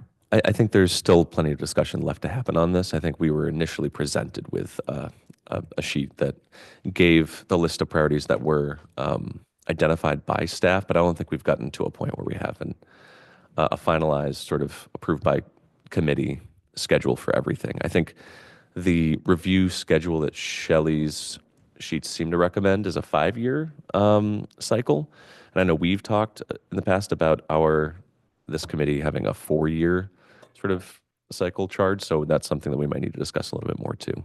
But yeah, whatever those are, I think we should get them to council and or discuss as a committee to make sure that we have some unified idea of exactly what the schedule is. Even if we could just see what the ordinances proposed to look at over the next 3 months are, whatever it is, even 1 month at a time, just some way so that that's transparently out there, which ordinances are getting looked at. If there is a schedule, anything, month at a time, 2 months at a time, whatever exists, if we could find a way to share it. Thanks. I think that makes a lot of sense. I don't think there is anything confirmed just yet. We haven't confirmed even a month out. Yeah. I got you. Can Thank you, Sarah. Just to clarify, Rob, I think we are going to talk about the solid waste, right? We're going to talk about it before we. Well, we will send be anything to discussing staff. it, but what we asked Shelley to do, from my recollection, and Dan, you might be able to correct me if I'm wrong in any details here, is just that we have 2 things that were identified as definitely priorities, and this we were going to ask Shelley to confer with some staff members to figure out what the work would take from them to engage on this issue, because it would be really, from her recommendation, us opening up the entire chapter 30 to look at this stuff and whether or not that makes sense to move it up in priority amongst the other things already identified by staff. So we're going to get a presentation from her, and maybe not a full presentation, but some information from her about exactly what that's going to look like. So we'll be discussing it at our next meeting, but I just don't know to what extent. And I think we had for ourselves a homework assignment to read through chapter 30, because it's clearly an example of when we switched from bags to bins. It's clearly an example of where an ordinance has been overtaken by events. The ordinance still talks about, you know, putting your bags out and stuff like that. And well, no one's picking up your garbage in Orono if you put it out in a bag anymore. So there's some need, that's a perfect example of something that needs to be addressed, and we should do it.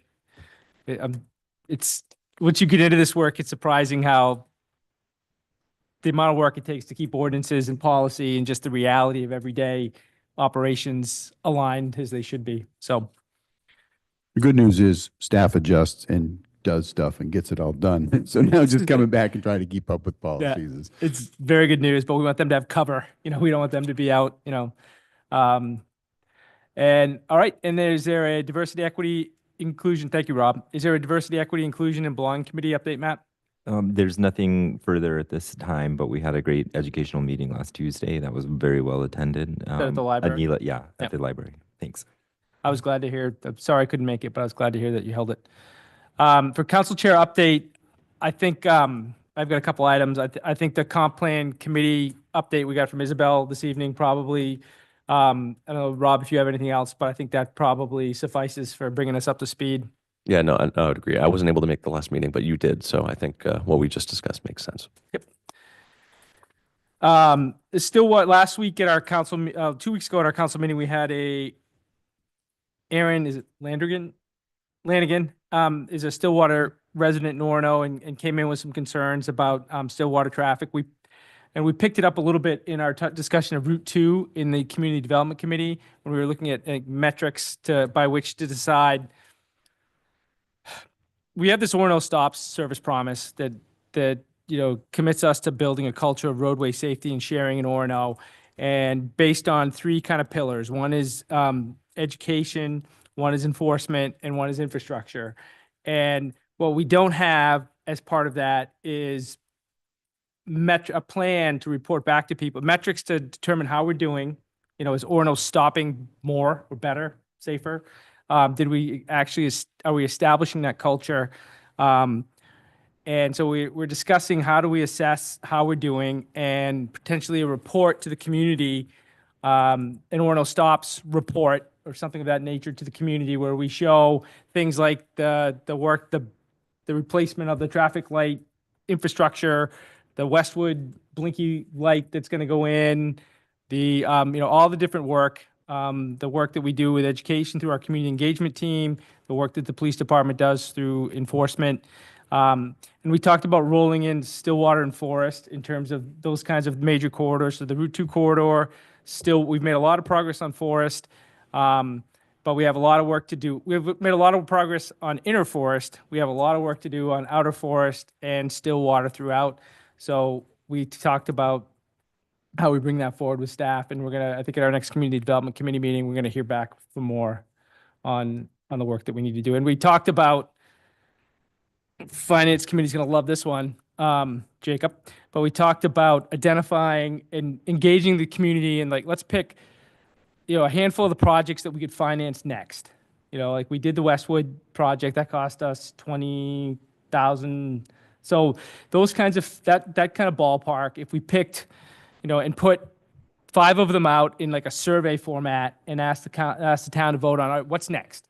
What do you think is the most pressing? Is it the lack of visibility at the landfill, and you can't see people coming out Forest Avenue out of town. You can't see them when you're turning left to come back into town, those kinds of things.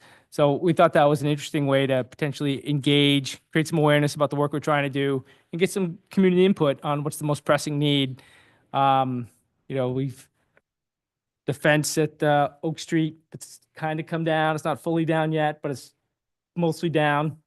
I don't know, those kinds of, that's not something we'd fund, but something is there a need for, I know there's a need for better crosswalk visibility there. We bought a paint machine, right? Or we did, I don't know if we have it yet, or we.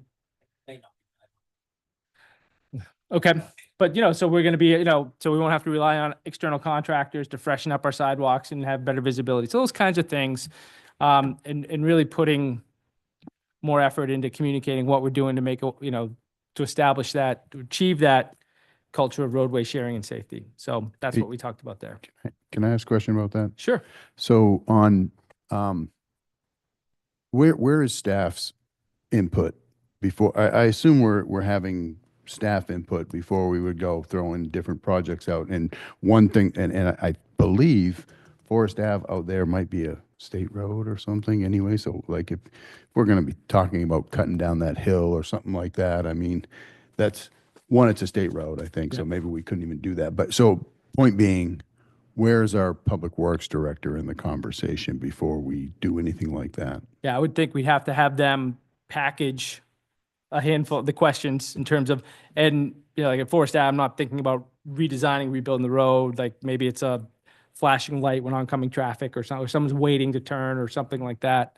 But we'd absolutely have to have, we'd need ballpark on what it would cost. We kind of know what it costs to do one of the flashy light intersections. There's the more technical term, the ERFIB. Yep. The beat, yeah. Well, just, stop, damn it. There's almost across the street. So those, we'll bring those forward with staff's help in terms of, identify what those might be. But I'd like to know, we hear about it in onesie twosies. It'd be interesting to hear kind of collectively from the community about what they think the most pressing. These are the 5 things that we've identified, which of these 5 are most important to cross off the list this year, and number 2 goes on the list for next year, and we'll keep ticking them off. Okay. Town manager's report. I sometimes purposely don't look back at Leo to just get curious if have any follow-up for me on this question. Yeah, thank you. So I had a few items that I wanted to share with the council. First one, you had adopted the naming for Farnsworth Way. That has been signed with community development. There'll be some outreach on that, and we're doing the planning now. If you have any feedback, feel free to send a message my way or Cody's, but we're beginning some planning. We'll be reaching out with them as well, figuring out the correct time of year, how to set it all together, timing it around some of our other events, maybe even mirroring it with some of the other events we got in the community. So it'd be a nice part of those. But we'll keep you posted, and we'll bring more back here when those are done. This is something I'd queued up quite a few months ago that I wanted to do an announcement this time, and it actually came up, I believe, at community development on just main day planning on how we do it and what things occur. I think it was community development, but and I don't know what has been shared with the council in the past, but main day is an all-day police department event. All staff are called in. There's collaboration with the fire department, the collaboration with Maine Police Department, Maine State Police Crowd Management Team, Maine Penobscot County EMA, Penobscot Region Communications Dispatch. It's a cute event through all of them. And again, American Legions is where they run as a home base. There's other things that we do in regards to what's already occurring. They channel all those calls for service through the call center or operations center at the Legion, and then they put them out from those places. You have an additional 12 staff and all 8 unmarked vehicles in operation that day. This year, in cooperation and more with that, we're going to work some with community engagement to put out more information through social media and the town's websites. But again, that's the ongoing plan. That's what's been using and has been working. With all the conversation, I know there's been talks about how we interact and engage the neighborhoods. I think right now we're a little over a month out from Main Day.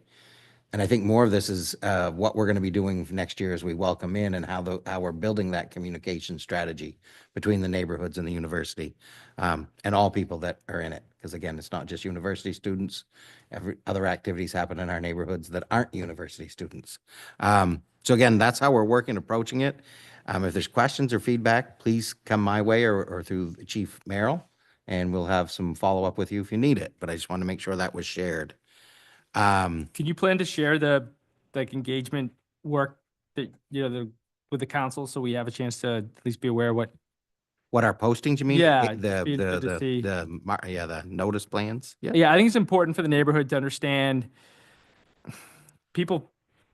It can be intimidating when there's a large group of, it's Maine's week of service. As I understand, it's been rebranded by the university, but it's still the day. Is still the day. And it's remarkable, the orchestration and collaboration that our police department and other town agencies conduct with other, partner agencies from the region.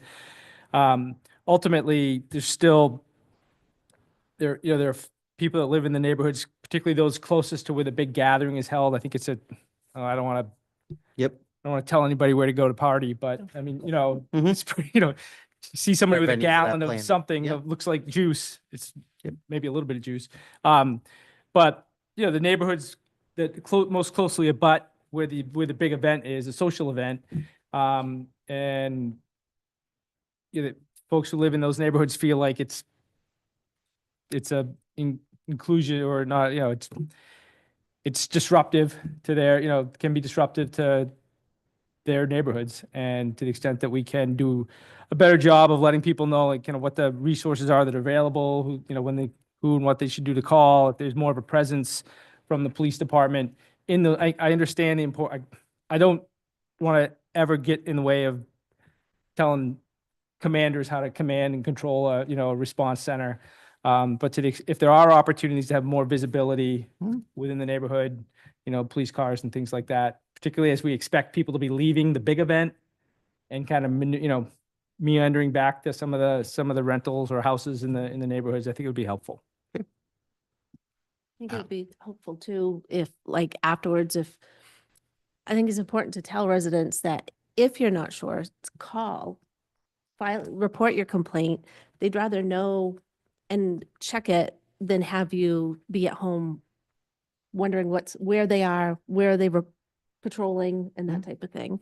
And I think too, if we do some follow-up afterwards with any residents who do file a complaint, if we could just do some follow-up with them on what maybe they have for suggestions for the next year. Council Marks? Yeah, I also just want to say that as someone who has run a nonprofit in town before, like the students do amazing amount of service work during this week, and it's really incredible what comes out to the community, whether it's called Main Day or Main Week or whatever it is. And I just want to sort of say that, but also just ask, is that something that we also have on our town websites, how community organizations that may want help on things can connect to the university and actually ask for student groups to be assigned to come help? I know we do have a really great range in Orono of so many civic service groups, but this is a time when students really turn out and in my experience can do an amazing amount of work in a short amount of time. They are very energetic and many of them much younger than me, and much appreciated. So I don't know if that's something we also can get on, you know, our own social media for the town for how to let groups connect to whoever on campus is coordinating that, but I think it'd be great if we could. Thanks. Thanks, Clint. Good. Yep. Yep. So, okay. I'm actually going to just jump C for just a second. So the D, Association for Rural and Small Library Grant, this is the process I'm following. The library has applied for a $15,000 grant. It's relating to the ramps that are being laid out for the new work they're doing. This would offset that overall cost and would be added to their general budget to like make that funding go as far as possible. E, the old fire station transfer. I kind of need, this isn't full agenda, but what is going on, and I wanted to update the council, and if this is not the accurate direction, you would need to direct me otherwise. But there were two primary ways that this could be done to ensure that it was kept in historic use. One was getting it designated as with a preservation easement to the main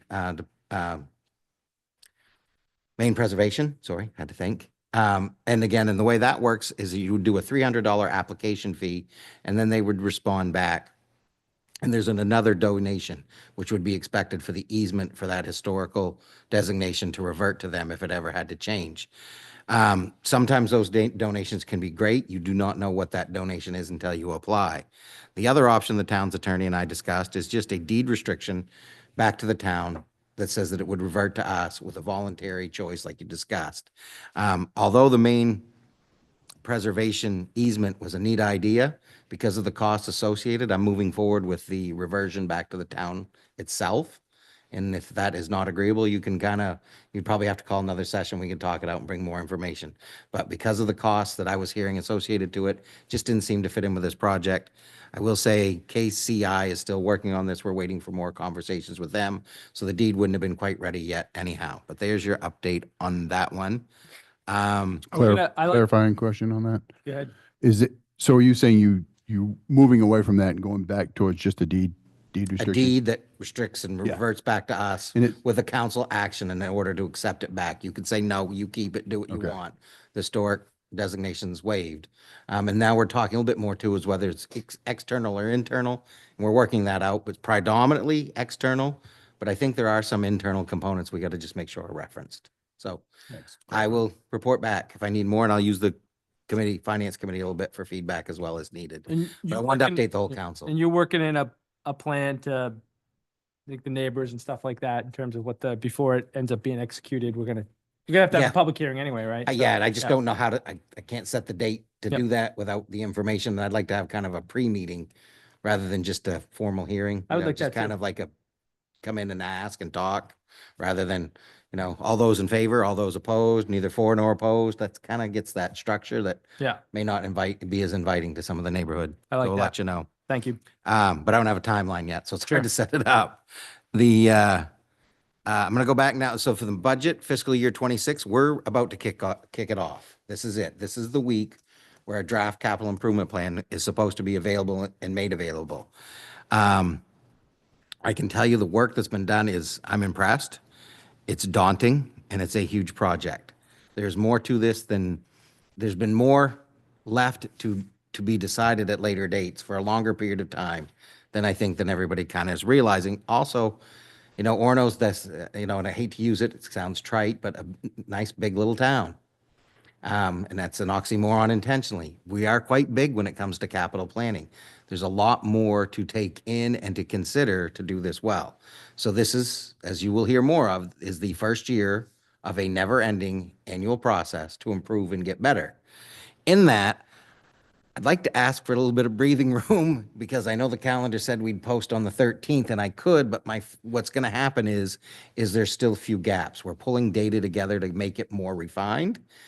And if we post and then we repost it again with even at a later date, I'm concerned that people will say, well, I read the earlier one. Can you just quickly review the changes? No, there will be no quick reviews of the changes because these are fairly lengthy spreadsheets.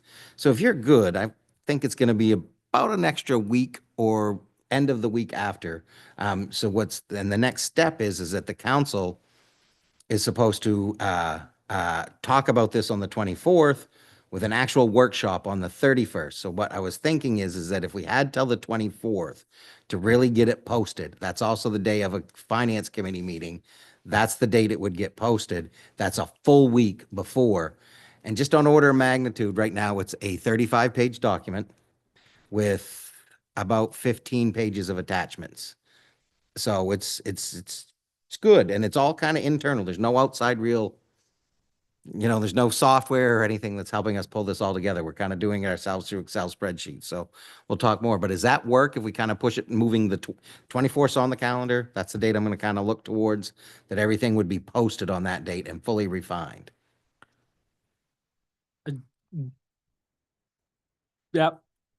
So what's the expectation for us on the 24th? If we're going to post it on the 24th, we have a finance committee We would meeting. peruse it as a draft. Yeah, Between then and the 31st. And the 31st, we have an entire night dedicated to talking about it. and that's for council? That's not for council. public? Yep. Okay. I'll be presenting what I figure is probably about a half-hour presentation of what's in it. And then we'll go back through Q&As and areas you've highlighted, and then it's all yours. I step back and you can have at it. So I think my question was the same as Leo's. I must have misheard. I heard you say council discussion on the 24th and the 31st, but we can't discuss on the 24th if we're only getting it then. So we're just Finance getting committee it. meets on the 24th. Okay, I'm finance sorry. committee meets when the 24th and council doesn't discuss it till the 31st. Correct. Thank you. Yep. Is there anywhere that you need to update the schedule in case anyone's, you will have, there are a handful of citizens will be, This is new to me. I don't know what you do with a calendar. We can do it just a posting Do we that have- says that yeah. the draft the council met this day and the draft will be made available 24th of March. yeah. Yeah. Okay. I think that makes sense. I'll post that. And then my last little update is I wanted to congratulate the entire senior staff team and a few others that we brought in, including Amanda, Brian, the Scott from the police department with the senior staff, but they all graduated a 6-week training course in the art of human relations. Focuses on communication styles, how we communicate with each other, how to work with the public, and how to work with, and it was, again, 2 hours for 6 weeks, 12 hours total. They all graduated, got their diploma. I guess it'd be safe to say the most valuable player, most improved player, as voted by the people that went through was Zach Turner, our finance director. But it was a close race. There was a lot of other good ones. And only one employee out of everyone in attendance won a 1 week award. Each week, people would win awards for participation. And only one player was completely omitted from winning anything for the entirety of the 6 weeks. Me. I didn't win. And it was quick to point, no one else was going to point it out, but I could see the smirks in the room. And I'm like, hey, am I the only one that didn't win? You know, in the town manager search communicate material we put together, we talked about vulnerability being an important component. And I appreciate that right there as an example of vulnerability. And Hurts. you win a prize for being vulnerable tonight. It was great though. And I should add, we're going to do another course next fall is the plan with Lori for another group of staff members, which is we're working on the departments, figuring out who would the next round be. So we're pretty excited. This is getting to be quite a bit of fun and conversation amongst us. So that just makes things better, hopefully for the community as a whole. And you even see there's been a few signs posted up. What have you heard? I can't even remember what it was, but there's a few signs around that kind of came out of that, little quotes and euphemisms, if you will. Yep. So Excellent. that's it. Okay. Hey, can I just, on the finance side, it seems like it is worth just mentioning where we're at from a state funding. Oh, yeah. I mean, it's a projection today, but it is, I think for context, where what has happened over the last 3 years and what appears to be happening this year, I think. I mean, actually, the finance committee will be meeting on the 24th. One of the areas they've asked me to put together a report, and well as some other information's come in from them. But main revenue sharing, it's a moving target, and it's based upon all 400 and something communities that comprise it, some of which are unorganized territories. Depending on what each of them are doing, as in the whole or in the part, affects the total formula. But we received 5.4 million, I think it was last year, top of my head, and we're down to 5.2, or we were at 5.2 and we're down to 5. It was a $200,000 loss as projected coming in this year to revenue sharing. So we're looking at different options on how that will come out in the budget, but there is a $200,000 loss. It's about 1/3 of a mil, so 0.3. Your mill rate's worth $665,000 in cash if you converted it. So, and that, and in conjunction with increases for the county taxes and other things we'll have to deal with, there are some challenges for this year's budget, but that is a shortfall. We're going to train. It's actually and I don't think the finance committee knows this, but what they received as we're working through this is that we were working on that. I was working on that with staff to have a component or a section in the budget dedicated to revenue sharing, explaining it. So when they asked it go to a bigger explanation, and I said, well, we'll just take the bigger explanation now and actually put it in the final budget document for the community to see. So it just outlines how revenue sharing is a combination of your town's population, the valuation of your town, how much you spend in relation to those three, and then there's Rev 1 and Rev 2. Rev 2 actually says that unless your mill rate's over a certain number, you get nothing, and it's the state adjusted valuation for your community, and it sets it at 13 mills. So we are over it. We're one of the top receivers of Rev 2. That's actually quite clear why that would be the case, because we're a small town with low value, with a large percentage of nonprofit value taking up a big portion of our community, and a high population. So we kind of create the perfect storm of being a high receiver of Rev 2. Yeah, so I mean, as that comes through, we'll be learning a lot more about it. But yes, we do have a challenge with revenue sharing right out the door, starting the year. And I think the context is important that for the past 3 years, we've gotten close to an additional $1 million each year, 900, 1.2. So when we say we're losing 200,000, where we've been getting an additional $1 million a year, that's a significant impact. I think, I mean, it's more significant really, I think, than just saying, yeah, we're getting 200,000 less, because we're accustomed to getting $1 million more each year. So that context, I think, in the is short important. term. Yep. Right. Thank you. Yep. Okay. And on a high note, public petitions, if we have none. Future agenda items and council requests for supporting items. Council Marks has one. I do. I was just thinking about this during tonight's meeting, both when we got the really great comp plan presentation from Isabel, and then Dan, when you were talking about the traffic issues in town. We've as a council talked several years since I've been here, back to when we had our town manager, Sophie Wilson, had brought forward the idea about this flash vote system that would allow for community feedback via cell phones on short and simple questions. And I think we put it in the budget 2 years in a row, but I don't think we've ever purchased flash vote. And I guess I would kind of like something back from staff about, is it something staff is deeply not interested in, or has it just been a casualty of, the busyness we keep giving you to do and various, interim town managers? But I'm still really interested in this idea because I keep hearing how hard it is to get feedback from as many people in the community as we would like when Leo points out, percentages of community feedback. And I keep thinking everyone I know responds on their cell phone to quick little things, but not to, bigger, more complicated surveys as much. So I'm still curious about this technology and what value it could bring us as a town. And I'm wondering if at some point we might cycle back to whether it's something we could consider purchasing for next year, if staff would find it valuable, or if staff has made an assessment that it's not. I'd like to hear that too, since that'd be sort of a change from what we heard before. So I'm going to request some kind of update on flash vote when we can get it. Could we have maybe a discussion at council about it as well, again, or something, rather than, I mean, 100%. yeah. I'm not saying where it goes first, Leo. I'm just bringing up flash vote and what we want to do with that next. It sort of got approved twice, didn't happen, and I don't know where we're at with it. So, Okay. Any other future agenda items or items of concern? Excellent. Now this last public comment session of the evening. This is a chance for anyone to speak with us about anything that we didn't address this evening. Anybody have anything? Okay. 15, executive session. We're not gonna have any business after executive session, are we?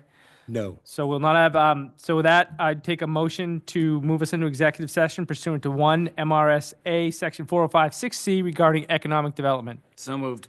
Second. Moving in second. All those in favor?